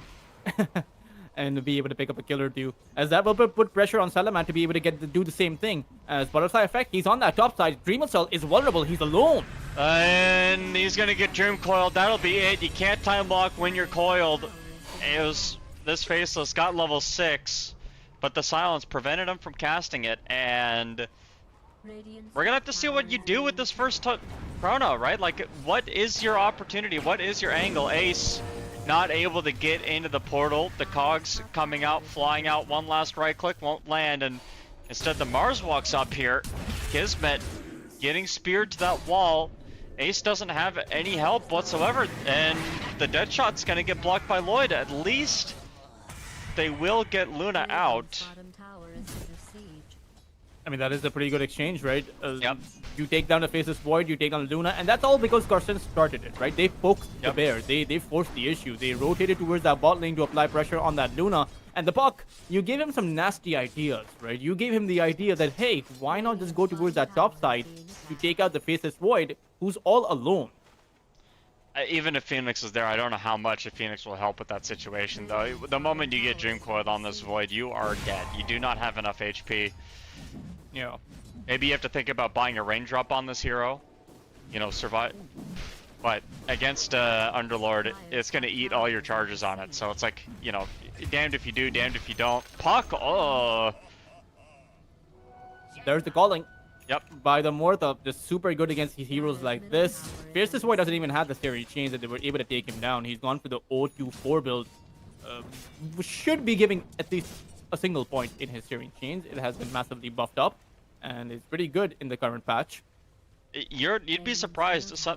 You know, the two builds for Ember Spirits now are either 0-2-4 or 0-4-2. They're just skipping chains entirely.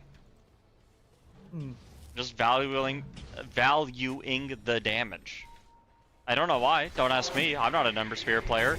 Maybe this will tell you. Okay, well they get the point into chains here, and that will help get something of a kill. There's not enough mana for a remnant, but the burn away. Oh my gosh, Lloyd. There's no way he gets out. There's literally no way he gets out. I told you there wasn't any way he gets out. I said it. Dreamer Solo, is there a way that he gets outplayed?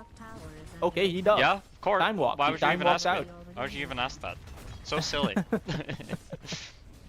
But they won't be able to stop this pressure from, or rather, actually, wait, what are they doing? I don't know. I think you could come, you know, help. You have Mars Arena. If Phoenix is here. Butterfly Effect is hunting. Uh-oh. Well, this is not the guy you want to run into. Oh. No, they want to get, they want to get the Phoenix instead. So, you know, the Butterfly Effect will let Straight Edge live, and instead they're just going to get this tower here. And, I mean, it'll be a trade of towers. Simon is going to be able to take out a tower over on the bot lane. Well, here comes Underlord. He's a little... here comes the whole team! The Uber picks up the family! There's no way he's getting out of that one, dude. Oh, man, that's so funny. That is actually... They used the gate at the exact... Everyone just came back. Everyone. Yeah. So, even though it is a 1-for-1 tower trade, it's still a kill on the Mars, right? And to be fair... And actually, they got the kill on the Phoenix too. They did. Roar. So they got 2 kills and a tier 1 tower as opposed to only losing a tier 1 tower of their own side. So not that bad of an overall exchange. Double S is now here farming away over on the top side, which makes the Faceless Void life a bit harder when he doesn't have his tier 1 tower. I remember what and I now said. It's towards that mid lane. Now it's just a battle of who wins this mid lane exchange and gets this tower down first. I have a catapult still alive, so I think, you know, if I were going to make a guess, I'd say that Carson's have a better opportunity of getting this middle tower taken, but haven't seen a Chronosphere yet. Haven't seen Straight Edge really help the team out, make space for him. And so far, you know, he is kind of getting punished for it. 1-1-1, lowest net worth core in the game so far. And certainly he's not going to be able to keep up with the Luna for that much longer. The glaives are going to add up tremendously.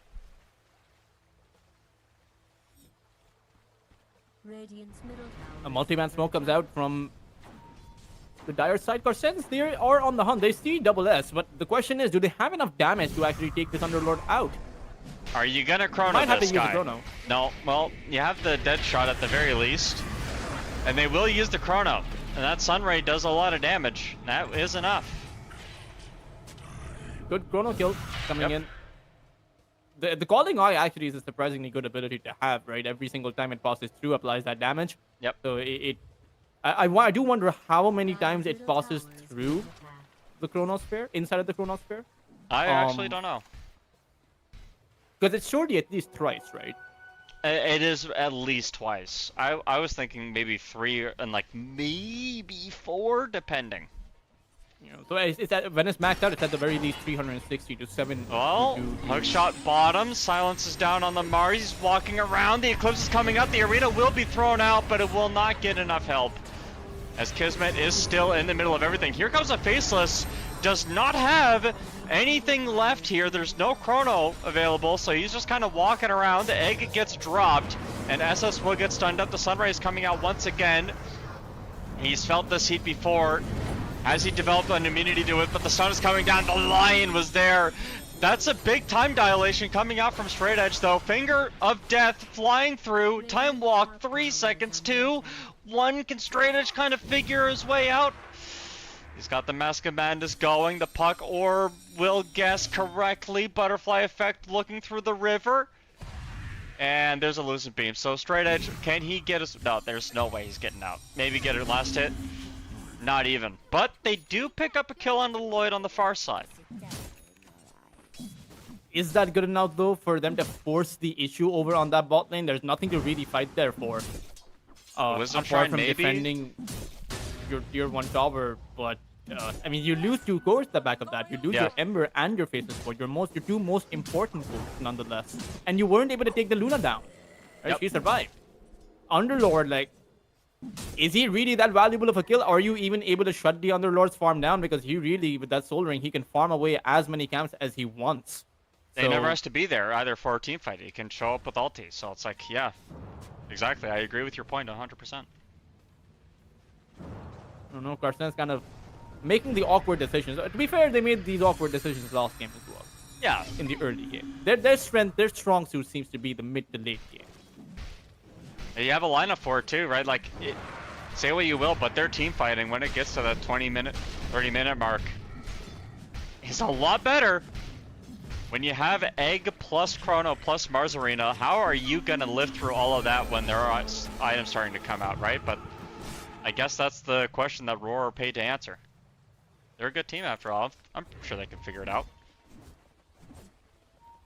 Well, they need to figure it out, right? They do need to figure it out right now. Actually, probably sooner the better. Lloyd gets caught. Spear's not good enough. That's okay. But Dream Coil is down. Ember Spirit has a haste rune. The pit is down as well. Earthspike from the side. They have the damage. He can't get out with the remnant.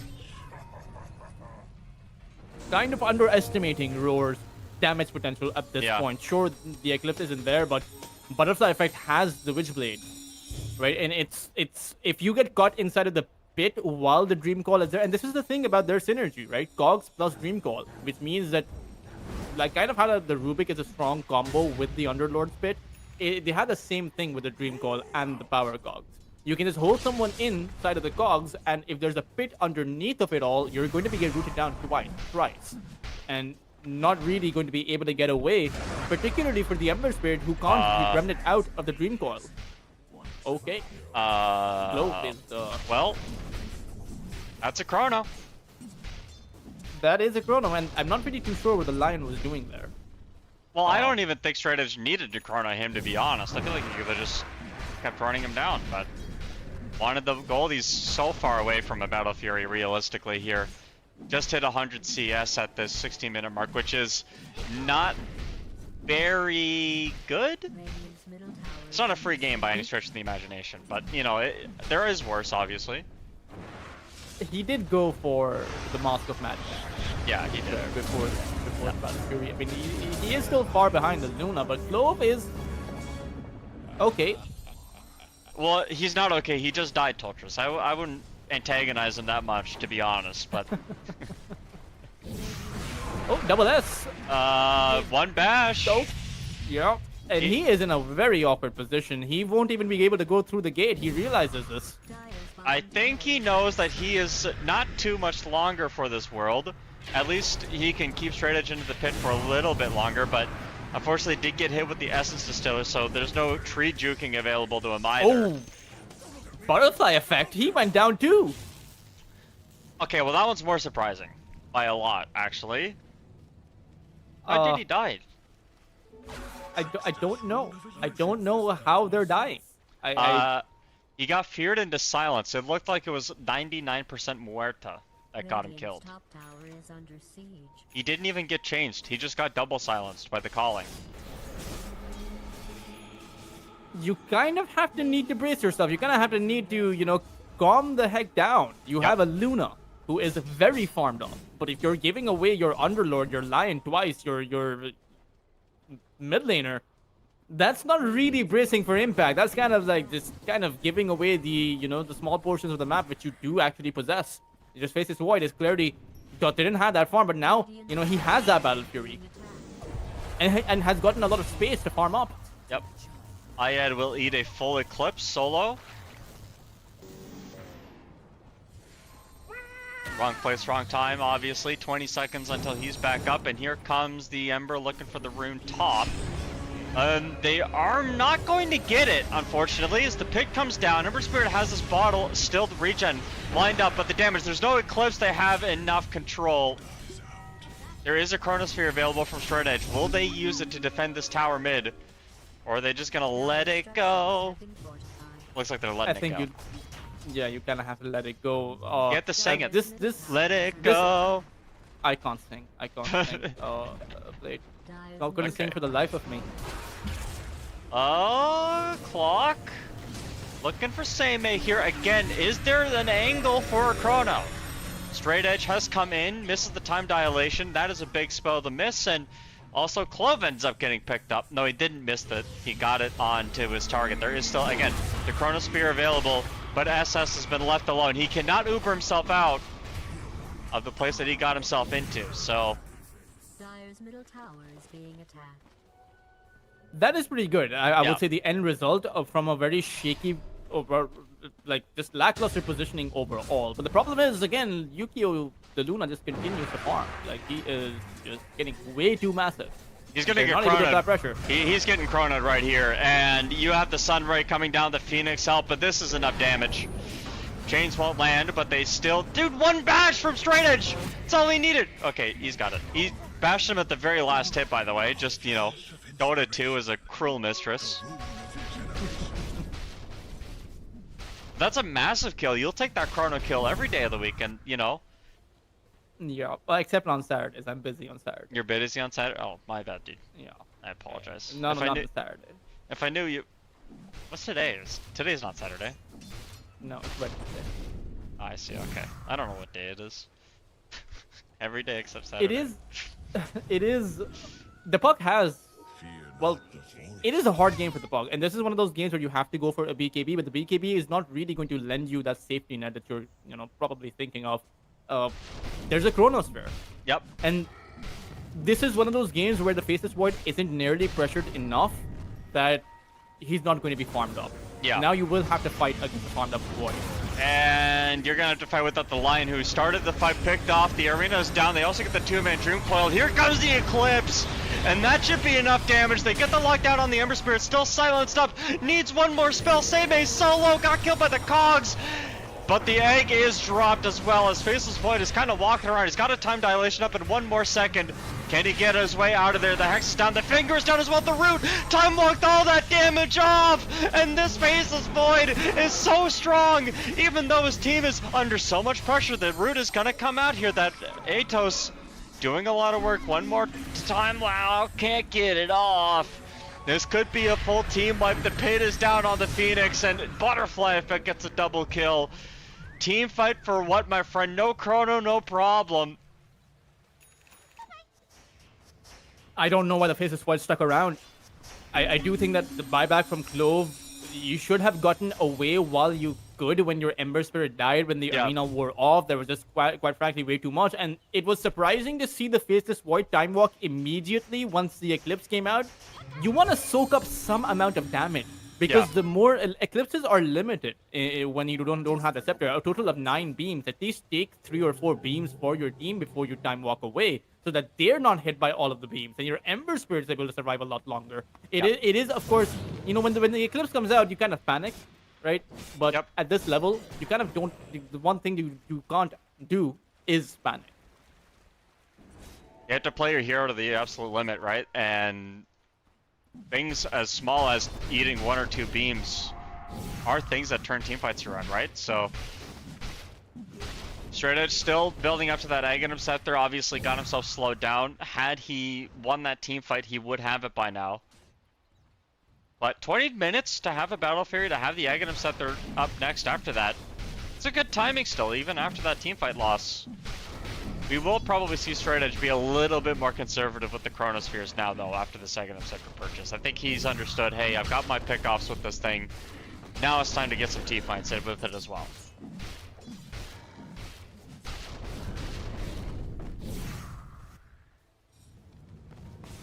Oh, Salamat gets his Remnant out. He's gonna have BKB up in 400 gold here too, so some pretty big timings. BKB for Butterfly Effect, 1,000 gold away. Just a lot of these key items both teams are gonna farm up, and once they do, I think there's gonna be a clash here. Tower is under attack.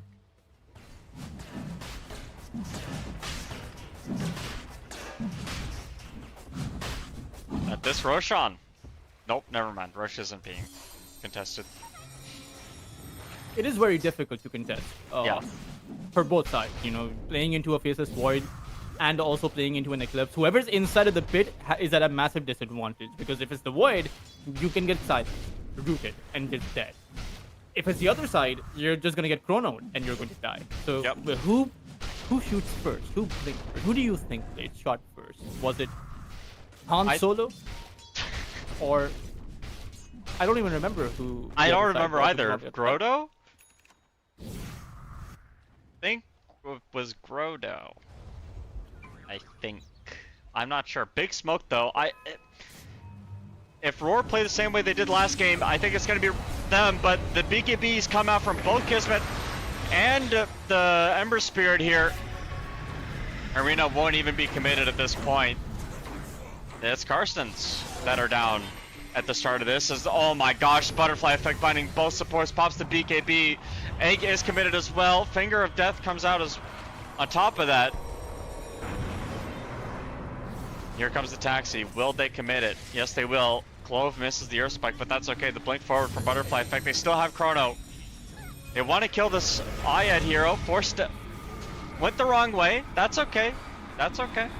But ultimately, you lose your position 3, you lose your support, and you have to back out.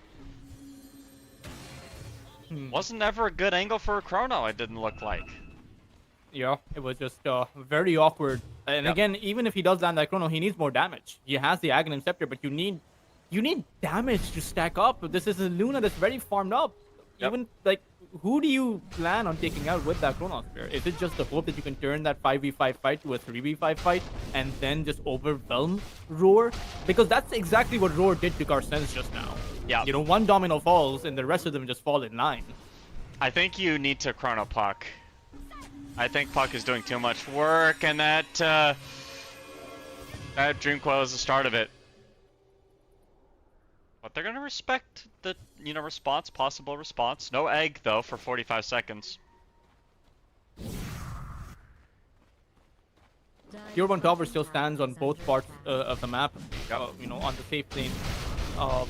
Or rather, yeah, the Faceless Void is nearby. He could take that Tier 1 tower down and just force out all of these teleports. But they're there anyway on that top lane, and they are hunting for Dreamocell. He doesn't have a BKB. He's gonna time walk into the Roche pit to safety. Smells that something is up. Oh, that was a great Mad Lib. That's what thousands of hours of Dota gets you, that kind of game sense, where your spidey senses start to tickle. It doesn't get you much else. It doesn't get you anything else. No admiration from your fans. Phoenix? Yeah, he's. Oh no, yeah, maybe he is not. super dead. Oh, he got the egg off! Arena's gonna come down, but it's not in the right spot! He put the Arena in the wrong spot. Seimei had an opportunity to really turn this team fight around, and the egg intercept was available for this Underlord here. As they do get the catch on the back line, Chrono comes up, but no, you got your own offlaner! And the Dream Coil's down too! Oh, that's not the Chrono that you were looking for. And everybody's gonna die here on the side of Karstens. Very close to taking out Yukio though, but again, shaky Mars, shaky arena placement, shaky Chronos. It looked good, but you got your own heroes inside of it. Yeah, I don't think Chronoing Luna when they're popping Eclipse is a great idea, especially when your teammates are stuck in the Chrono too. That doesn't seem like a good idea. Yeah, it was save your buddy syndrome, right? Yeah. The Phoenix got caught, the Mars had to go in, then the Mars was caught, the Void had to go in, and one by one, everyone was dragged into a fight that was never really theirs for the taking. And now you give up Roshan.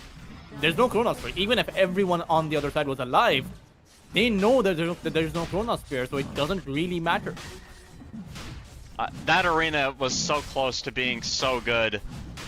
Just didn't get the, didn't cut the Luna off of the egg. Had it done that, we would have been looking at a different outcome for a fight altogether, obviously, but, that's how close these margins are. Are going to abandon the Roche play. They're very low on their HP, and Roche is taking a lot longer than they had anticipated, so they're going to let go of it. They don't want to talk about it. It's personal. Dreamoso, okay, so Dreamoso, once he gets to the BKB, it's going to be a different team fight. Then, yeah, he's still going to be tanking the Eclipse beams, but the Eclipse beams are going to be wasted on the BKB targets, right? The Ember plus the Faceless Void. So, I do see an avenue. I do see Karstens being able to mount up a comeback. It's just going to happen, last game it was at the 30-minute mark. This time around, it has to be past that 35-minute mark. If it happens, of course. Yeah, I think if you're Karstens, you're kind of still just biding your time. And yeah, sure, you're losing these team fights and, things aren't going your way, but all your tier 2 towers are still alive at this 30-minute mark. And when you're behind, you really shouldn't have these, objectives still standing. So I think they're pretty happy about the map state. Obviously, team fights aren't going their way, and they're going to have to figure out some sort of solution to that problem.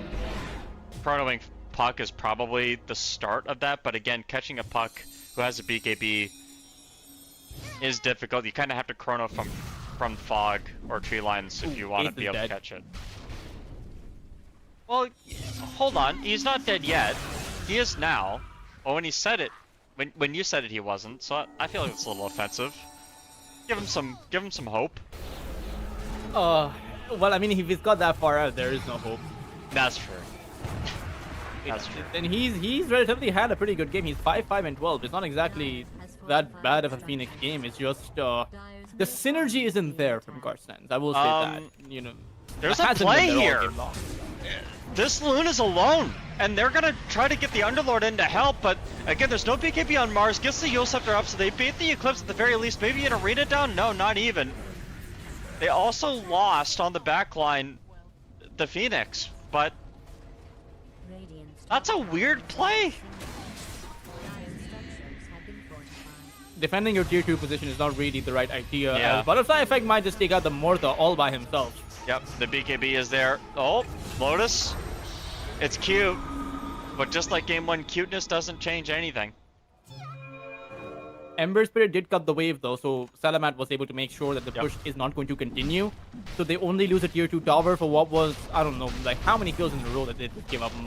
Phoenix, Mortha, Mars, 3 heroes just dying one by one across the map unnecessarily.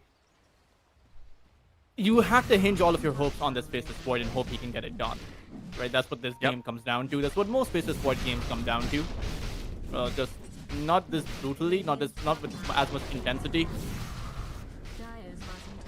Unfortunately, when you're up against the Luna, they are going to be about an item ahead of you. And not only do you have to do this by yourself, basically, but you have to do it into the Underlord Atrophy Aura, which ruins your DPS. Arena on the back line, a Chronosphere that's on to 3! What a Chrono! Is there any sort of follow-up? Straight Edge, the calling comes out!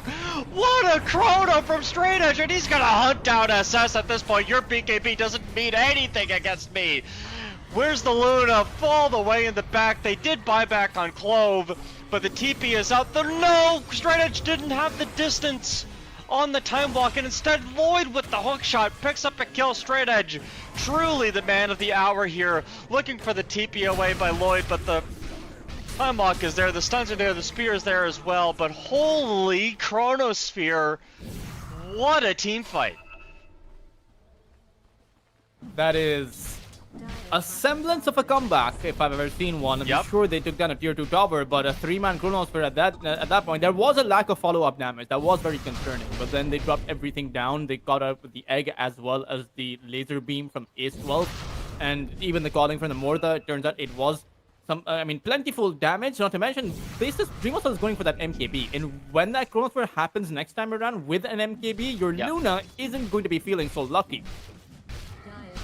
Very important to note, though, that Faceless Voids are actually foregoing, when they go for the second and set their Battle Fury build, they're foregoing the extra 100 attack speed in Chrono for the Time Walk cooldown, which does mean that your Chronos are going to be a little bit nerfed compared to what you might be used to, but with the MKB giving you attack speed, I think it's A-okay.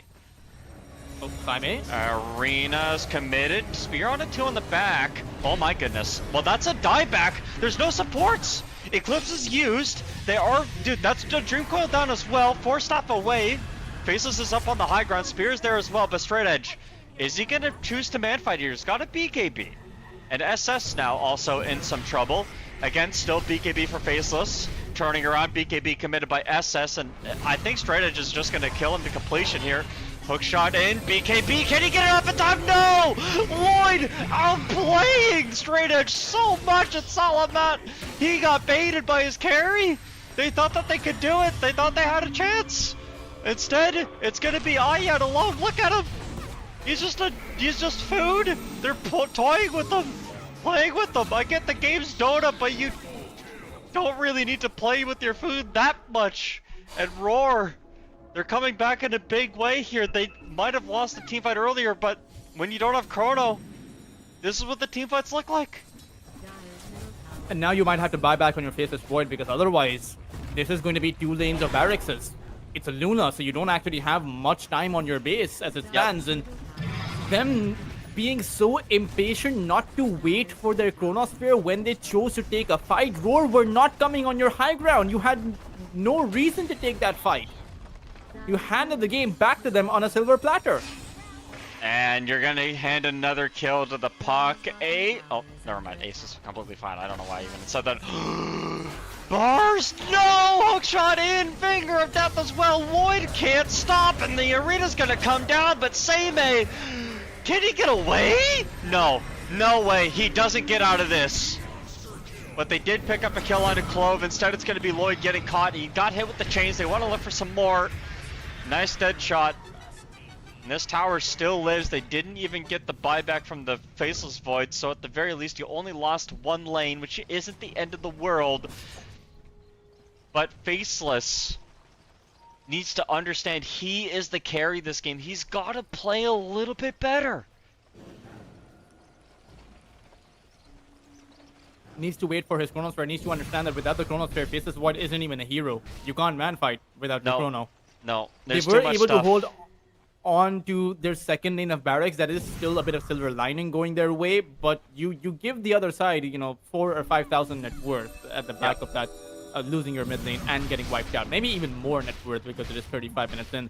So don't have too much room for error. And he actually went for a Satanic instead of the MKB. That is so an interesting item to have when you don't have any damage. Well, the cool thing about Satanic is that if you can live and you're at 0 HP, you pop Satanic, you time walk into like 3 people, and you're gonna get a full heal out of it. Yep. And it's a dispel, right? So you can dispel away the Waning Rift too. So and as well as the pit, I believe. Yeah, you can just dispel the pit. So it is a good item. I see it. With the time lock that you mentioned, it is. I guess it's a pretty good synergy with that. Yeah, it's just you're really lacking attack speed with this item is the only problem. Like, yeah, you chunk a little bit, but attack speed on this hero is how you deal a lot of your damage. Without it, it's, you know, you do not have a lot of base damage. Only 173. That's not a lot at 36 minutes. Even Puck has And if more. he had the 100 attack speed during Chronos Sphere, this would be completely different, right? Then the Yep. conversation would be, and then he would have plenty of damage. But right now he hits way too slow. Yep. 0.34 Dire's attacks top per tower second is of the under Luna attack. compared to the 0.5 attacks of the Faceless Void. 5.8 in fact, it's closer to the 0.6. So that the Luna hits twice as fast, Dire's top essentially. tower is being attacked. Top tower Yep. is being destroyed. Level 25 soon for Straight Edge, though this will give him an extra 20% tankiness buff.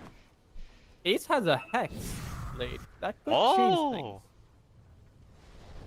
There's no Lincoln Sphere and there's no Aeon Disc on the box. So if you're able to hex him down, take him out.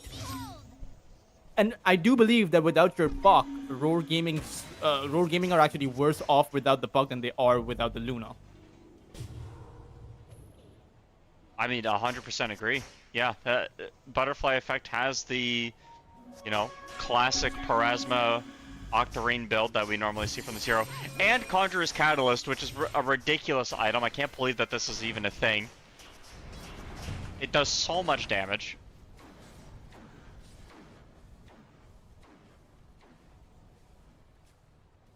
Conjurer's Catalyst on Necrophos, also ridiculous, by the way.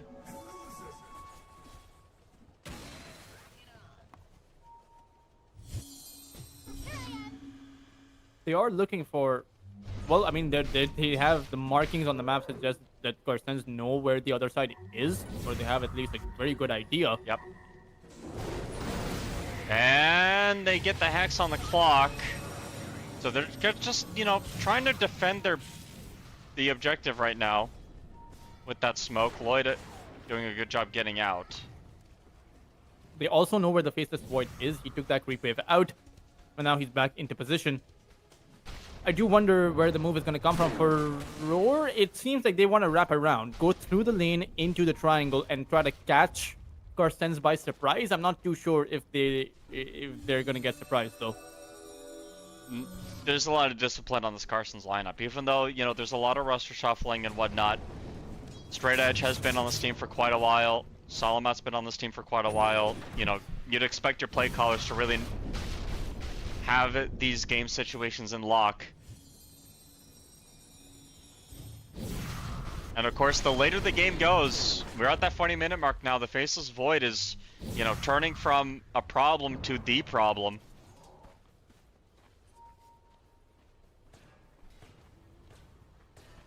This smoke finding the Underlord. Interesting idea. SS. If he gets picked off here, that could open up the Roshan. There is the outpost to TP to. But no, they're going to go for someone else. They're going to go for the Luna. Triangle. They find Clove instead. Gets the blink back. Force stuff away. Clockwork. The gank is dodged. And the BKB comes out in time. This is a botched initiation. They're just going to have to go back. Yep. Oh, that's sad. That's sad. Yeah, it is. Yep. I mean, it's giving away Roshan at the very least, right? You're Yeah. not going to be defending Roshan without your two supports who don't have a buyback. So at the end of the day, Roar will be knocking on your high ground with a Luna who has the Aegis. I would actually argue you can even give it to Butterfly Effect and it'll have the same result. It does feel like this game is coming to a close because you need two Chronospheres now against the Aegis. You can use one and take out Yukio, but how do you take him out twice? Well, you buy a refresher. He bought an MKB.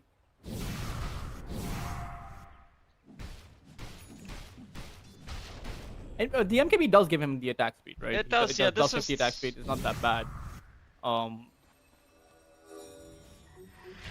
I think if he went MKB refresher, it might have been a little better. Eclipse coming in the bound. Ember gets away. Oh, it's so close. But there's no Eclipse anymore. Maybe you can find, you know, this backline target with straight edge. Kill support. I don't know what your Chrono's gonna do, but with the flag down, you can't clear all this out. Straight edge. It's gonna keep using that time walk to play some, you know, play in bait. The 4-man pit comes down, and Seimei pops the Dream Coil. They are gonna get the Chronosphere down with the egg. Kismet eating the full duration of it all as SS gets bashed up. They are looking still. Hex is down. Satanic has been used on the faces, but he's still stunned. Arena is up as well, catching up this poor Lion. And that's a hold. Not only is that a hold, I didn't realize how bad it was. Butterfly Effect is the only one that doesn't die. That was pretty well done. 5,000, 6,500 of a net worth swing. In fact, 15,000 experience going their way. And again, that Chronosphere, more than anything else, it is the fact that you are able to adjust your calculation, that you are able to acknowledge the fact, or rather realize the fact that your Chronosphere is enough to take out the Luna. So now they know that, Roar know that. How are Roar going to adjust? Keeping the Luna away from just being Chronosphere is so difficult at the 42-minute mark because all of these heroes, they're so hyper maneuverable now. The Phoenix has the Hex, and now they're going to be looking at actually making a play. I would be very surprised if Straight Edge actually finished this Butterfly. I think, I don't know, maybe this is my preference, maybe this is just how I played Void, but when I get to that point and I understand, oh man, one Chrono kills the carry, I'm immediately gunning for a refresher. I'm gonna kill multiple people, just multiple Chronos, win team fights with brute force.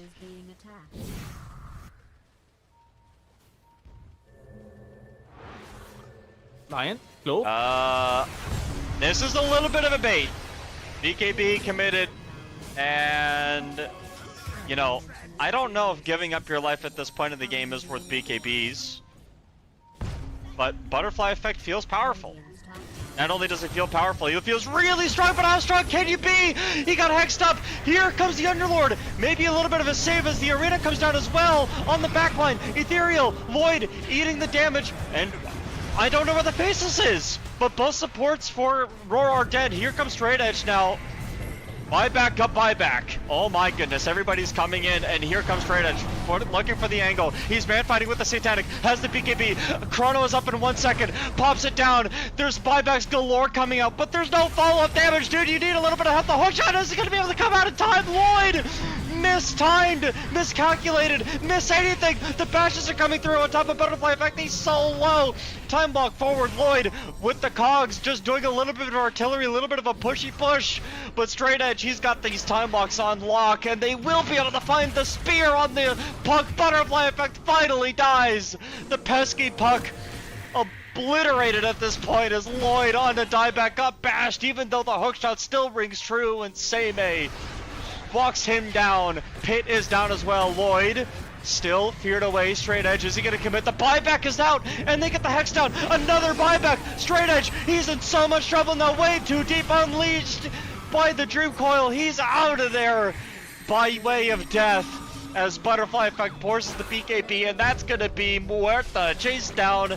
And I think if you were to ask any Carson's player right now if they love that trade, they tell you absolutely.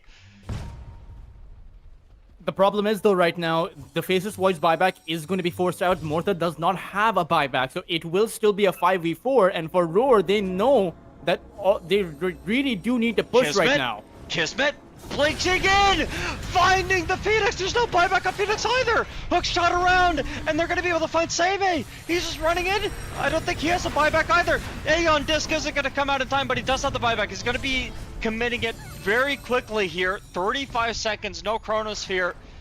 Will they buy back and defend Megas? Again, nobody on Roar have buyback. They have all in this last team fight push. If they lose I think they might hero, just save their buyback on their Faceless Void. They have an Arena so they can hold the throne without the buyback on the Puck and the Luna.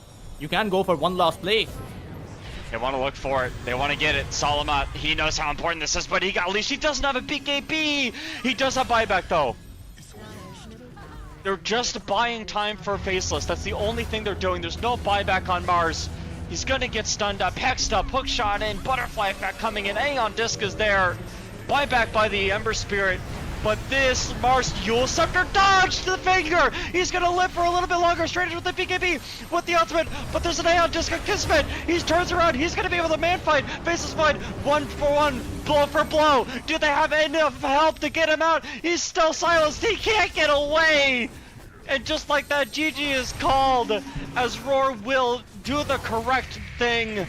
They go for the all-in team fight, and they're gonna be able to pick up game 2 of this series. Oh man, I mean, that was awkward, thinking that you were going to defend your high ground. The Faceless Void did not buy back at that point, but then you lost Mega Creeps, and your Mars got caught right next to the throne.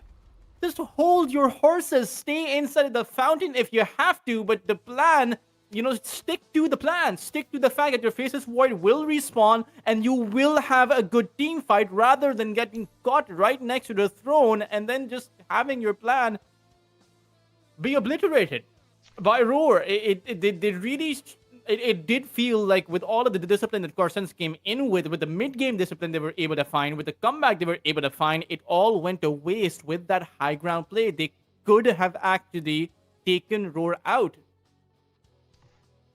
And Kismet's Aeon Disc at the end, eating the Chronosphere from Straight Edge, that was the one chance that Carsons had to sort of put this game to a close. You get the kill on Luna, you get the kill on Line and Clockwork. The more kills you get, the less buybacks there are, and Roar just, you know, maybe a moment of brilliance. They understood, hey man, yeah sure, we're all gonna buy back, and we're just gonna say, hey, let's go end this game and close it out, and they end up doing so. Butterfly Effect and Kismet, Tolchus, they just had phenomenal performances this game.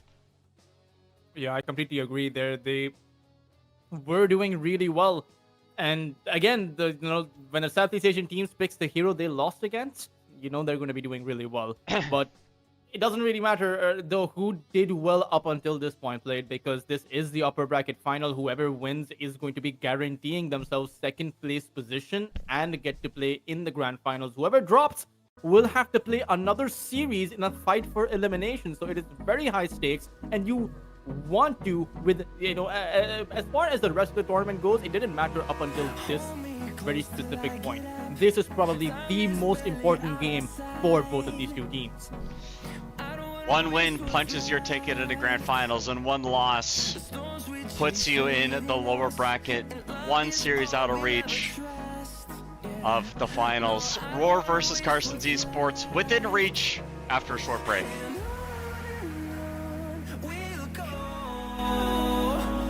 Through the wastelands, through the highways, till my shadow turns to sun rays, and on we'll go.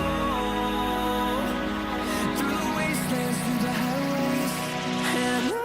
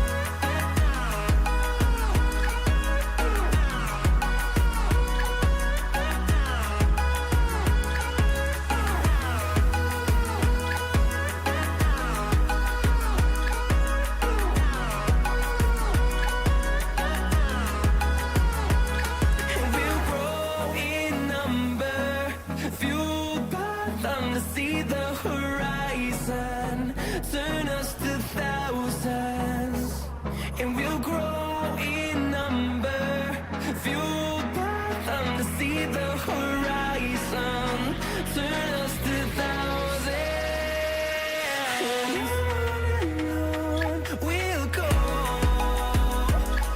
through the wastelands, through the highways, till my shadow turns to sun rays, and on we'll go, through the wastelands, through the highways, and on.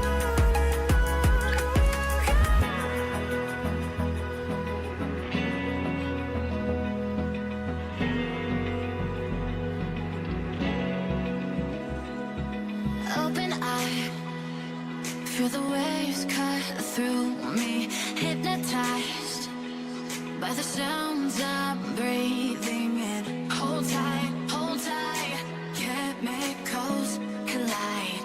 Hold tight, hold tight, hold tight. Dripping lights paint the skies, all because of you. Dripping lights paint the skies, only you can make me move.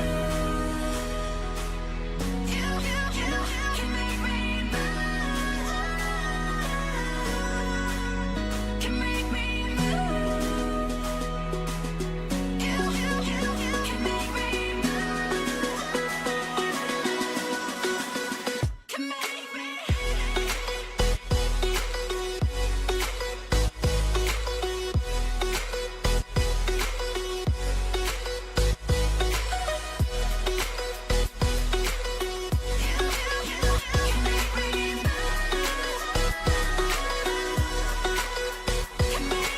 So alive, make it last forever. Stop in time, yeah, I'm surrendering. Hold tight, chemicals collide. Hold tight, hold tight, hold tight. Dripping lights paint the skies, all because of you. Dripping lights paint the skies, only you can make me move. You can make me move. Can make me move. Can make me move. You can make me move. Can make me. Can make me move.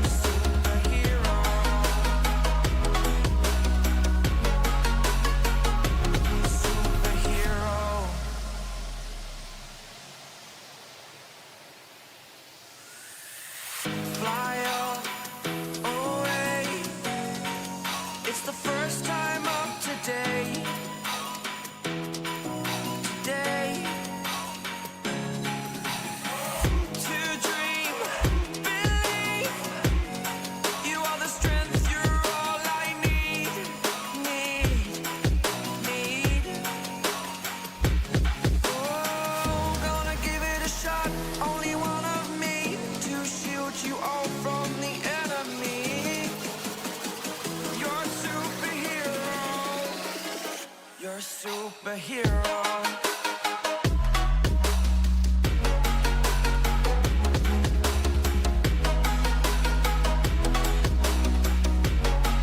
Can I be your superhero? Superhero. Superhero. Superhero. Can I be your superhero?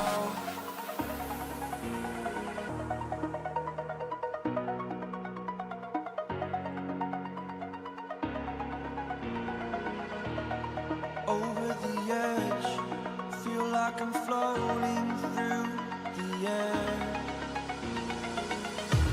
The pain I felt is paid for, all is said and done.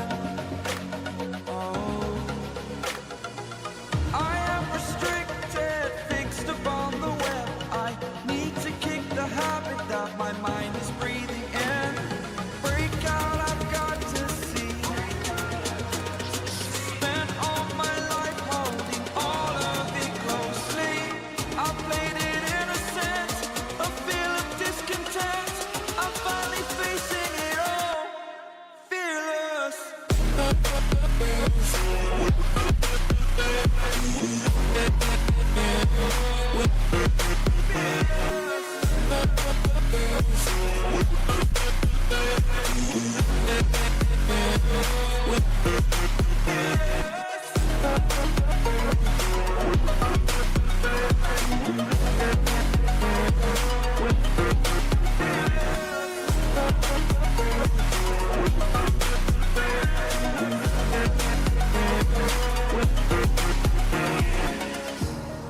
Burning the bridge that keeps us. I'm here and I'm feeling fearless. Exaggerated, that's what you assume. The story's over now, I must conclude. I am conflicted, watching where I step still. Hanging in the balance, not the life I want to live. I want to take it all, standing tall. Fear outweighed the person you are. Oh, break out, I've got to see. Spent all my life holding all of it closely. I played it innocent, a feel of discontent. I'm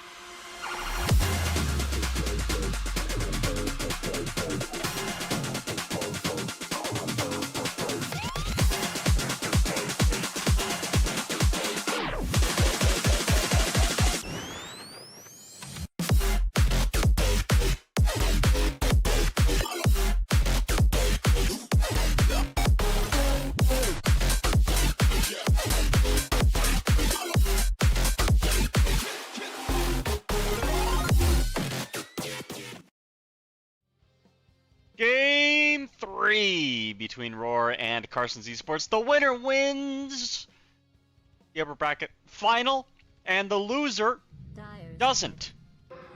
I'm amazing at this whole casting thing. I'm Plate, and with me I have Tultrus. Yeah, the winner wins and the loser loses. Yeah. That Oh, is whoa! a nice summary. Whoa! Roar go for the Luna again, and I mean, sure, they have different heroes. Is the Rubik and the Treant Protector. The Wombo combo can exist for both sides, right? Tidehunter, Snapfire, Ravage with Mortimers. Either one can be stolen by that Rubik, and a reverse Ravage into an Overgrowth, into an Eclipse is something that Carstens cannot afford.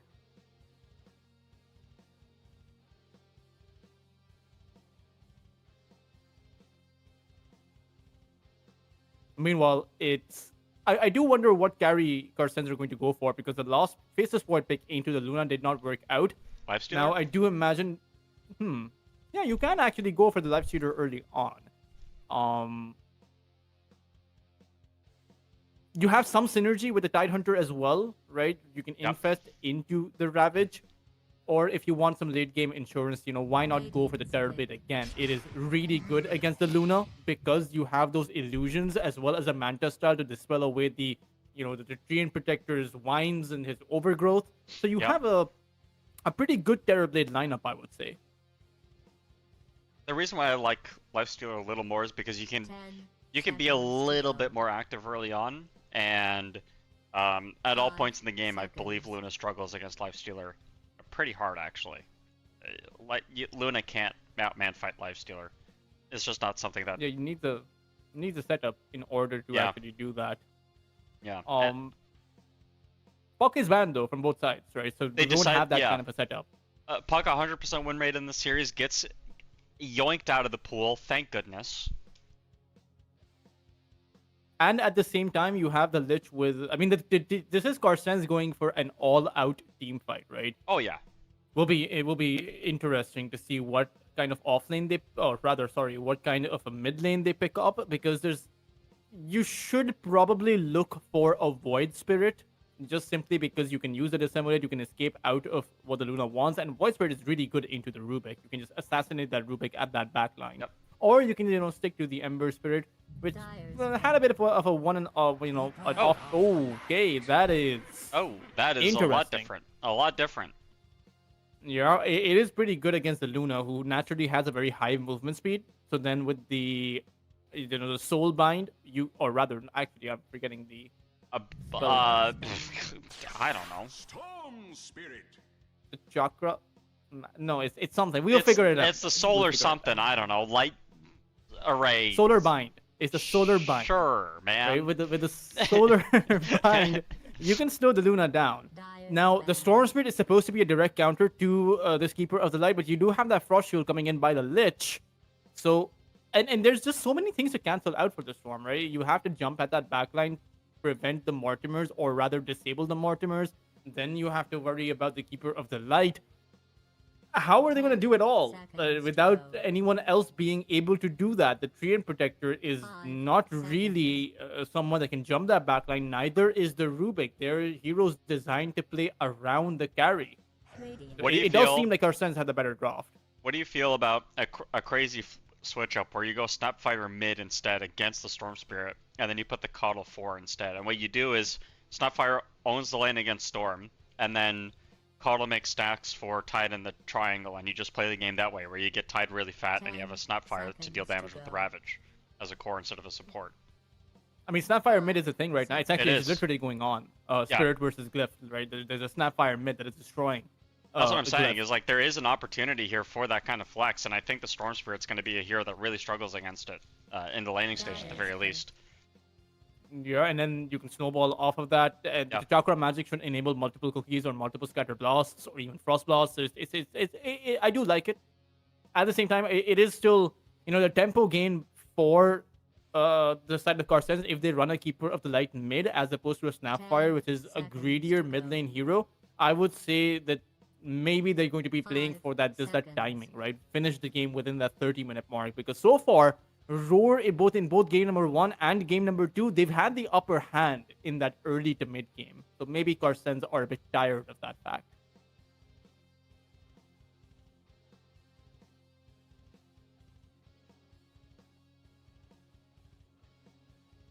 Tower pushing hero maybe for Karstens. You do kind of need to kill buildings somehow.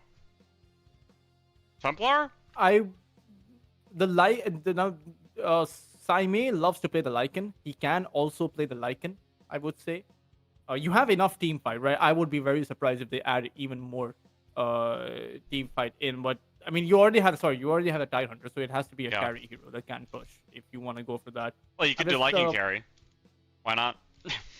Yeah, but I would actually imagine that this is probably just going to be a Terror Blade. Really difficult to take down. You add that Frost Shield in, it's nearly impossible. Not to mention you can create an extra illusion for the TP. When you normally can't, right? That Chakra magic from the Keeper of the Light will enable 3 illusions instead of just the 2 that the TV can play with. But Roar are going to be going for the Largo. That is very interesting. There are quite a few things you can dispel away, including that Frost Shield. Just dispel it away whoever it gets cast on, and you are going to be having a good time. But I don't know how well the Largo will do. I will very much say the Largo is not a Southeast Asian hero.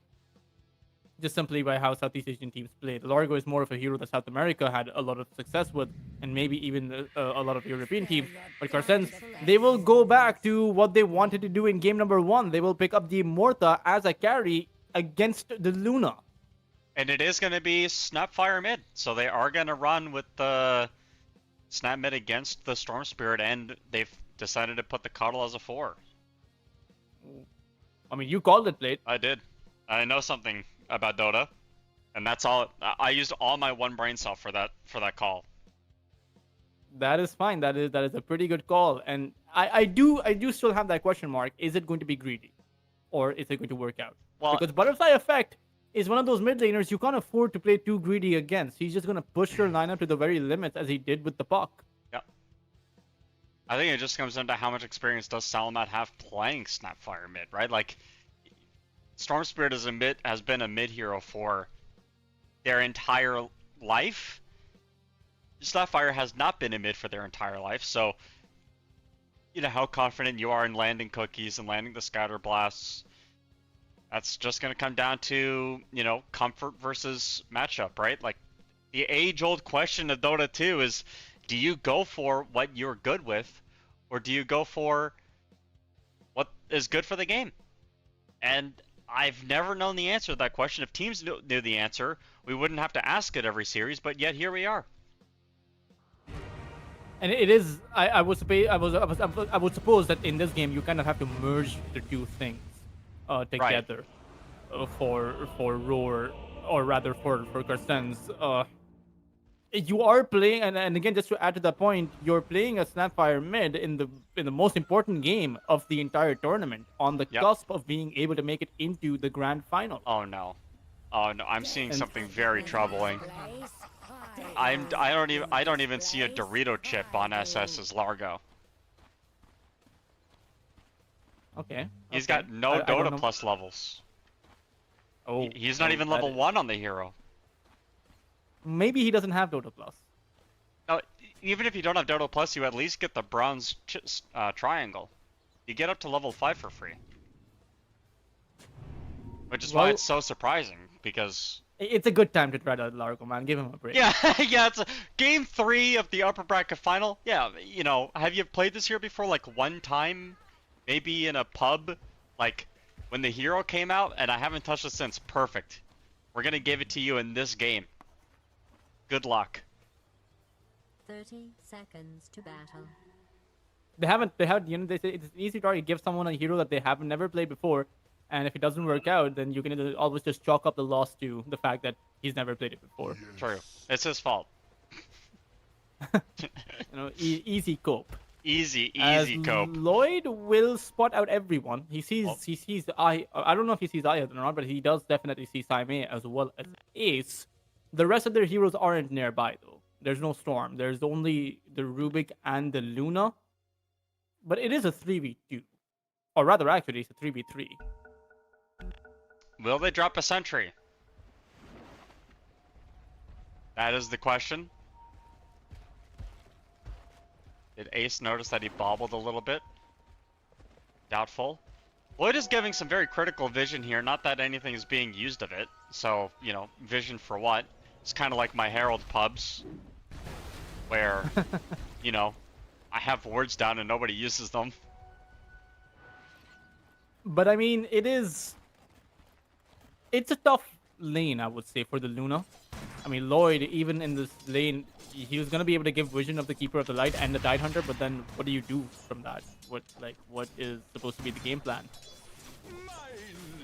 I don't know. These Illuminates are gonna be taking out most of those creep waves. It's always gonna be crashing down on your tier 1 tower. And as soon as that rotation comes in from the Lich, suddenly you're gonna be too slow to be able to walk away from those Illuminates. So it does feel like maybe Yukio is going to be a bit more pressured. At the same time, over on that bot lane plate, it does seem like Dreamocell will be having a great time against this Largo. There's not really too much the Largo can do against the Mortha. Yeah, no, the answer is nothing. And I think Clove might actually be feeding first blood here. Muerta is lingering around. Ace has thrown out that blood grenade. The dead shot's gonna connect, and one Mango left. Clove juking. Hit him with the shoes. He's got Nikes on. He's still got his Nikes on. His Nikes aren't gonna, you know, they only last for so long. After you wear them like 3 times, they break. So.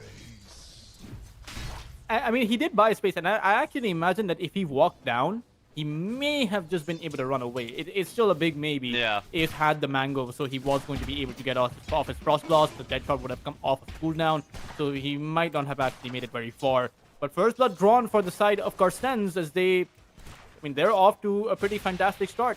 The only thing is, Ace got the kill, and not Dreamocell.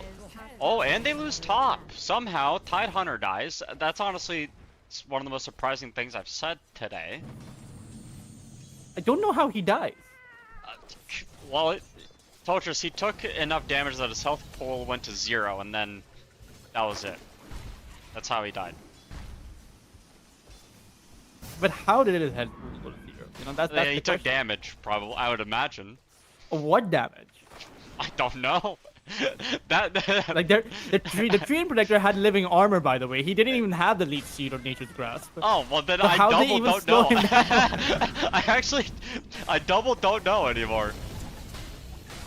Maybe the Glaives? Samei's taking a bit of damage here. And he's gonna turn around over onto Kismet. Blast is coming through. He's not the one dying. Like, That's so true. how'd they kill him? I don't know. You know what? Maybe he went under tower. That's the only thing I can imagine. You know, like tower hit him like 8 times. The Keeper of the Light started hitting him as well. His own topper turned on him. he ate an illuminate from his own teammate. He was like, "Oh, this is not how this spell works." Lloyd and Yukio are very low on their HP, and now the real pressure is going to start once these creep waves. But you can't hit these creep waves, right? Yukio, every time that he turns around to hit the creep, it's going to be eating an anchor smash, and these constant illuminates are going to be now flying out with the chakra magic. Yep. And if you're tied, you're okay with keeping these creeps underneath the tower, the enemy tower, as bottom lane. Which, what is happening, Toltrus? I thought these lanes were going to be going so well for Radiant, and now they just keep dying everywhere. Oh, Saime once more. Okay, no, never mind. I was looking at mid. Lloyd might be dead. Maybe they're looking. No illuminate for another couple seconds. Yeah, this is a tough lane top. This is just very hard. Oh my gosh. Holy smokes. That is a disaster. Yeah, giving a spirit hero while playing a flex hero and then dying on the flex hero, butterfly effect. He's gotten 2 galvanized charges without having hit his level 6. And he gets both the water runes. Both the water runes. Yeah, that's honestly okay. Maybe there's some counter play here. Bottom lane, SS also put his Nikes on. They're not as good as Cloves though. Clove, you know, spend a little bit more money on them, so they're obviously better. He's gonna get hypnotized here. We'll see his Nikes in action. Ooh. Yeah, no. A lot of Nikes in this bottom lane, but not a lot of success. That is unfortunate for the side of... Well, I mean, they do even it out Yeah. right? They do find a kill over on that bot lane, but this mid lane crisis that has now been started because Salamat went down. This is going to be troublesome because there's not a single hero that the Storm can't jump. There's not a single hero he can't take down. The side of the Radiant are so darn squishy. Yep. Even the Mortha, even your carry is very easy to take down. But at least some good news for Salamat is that he does have a lot more CS, and Treant dies top.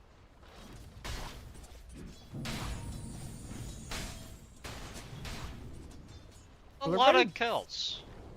It's a very back and forth. It's It hard is. to predict what's going to happen or what's happening.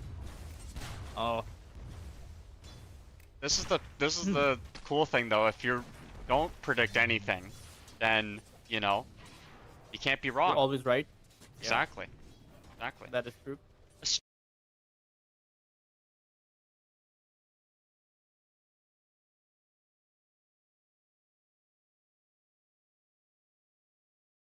Storm is level 6 already, and this is the minute 6 timing. Clove will pick up the haste rune, but the zip is up on the high ground. They get the zip back as well, and here comes the Rubik in addition.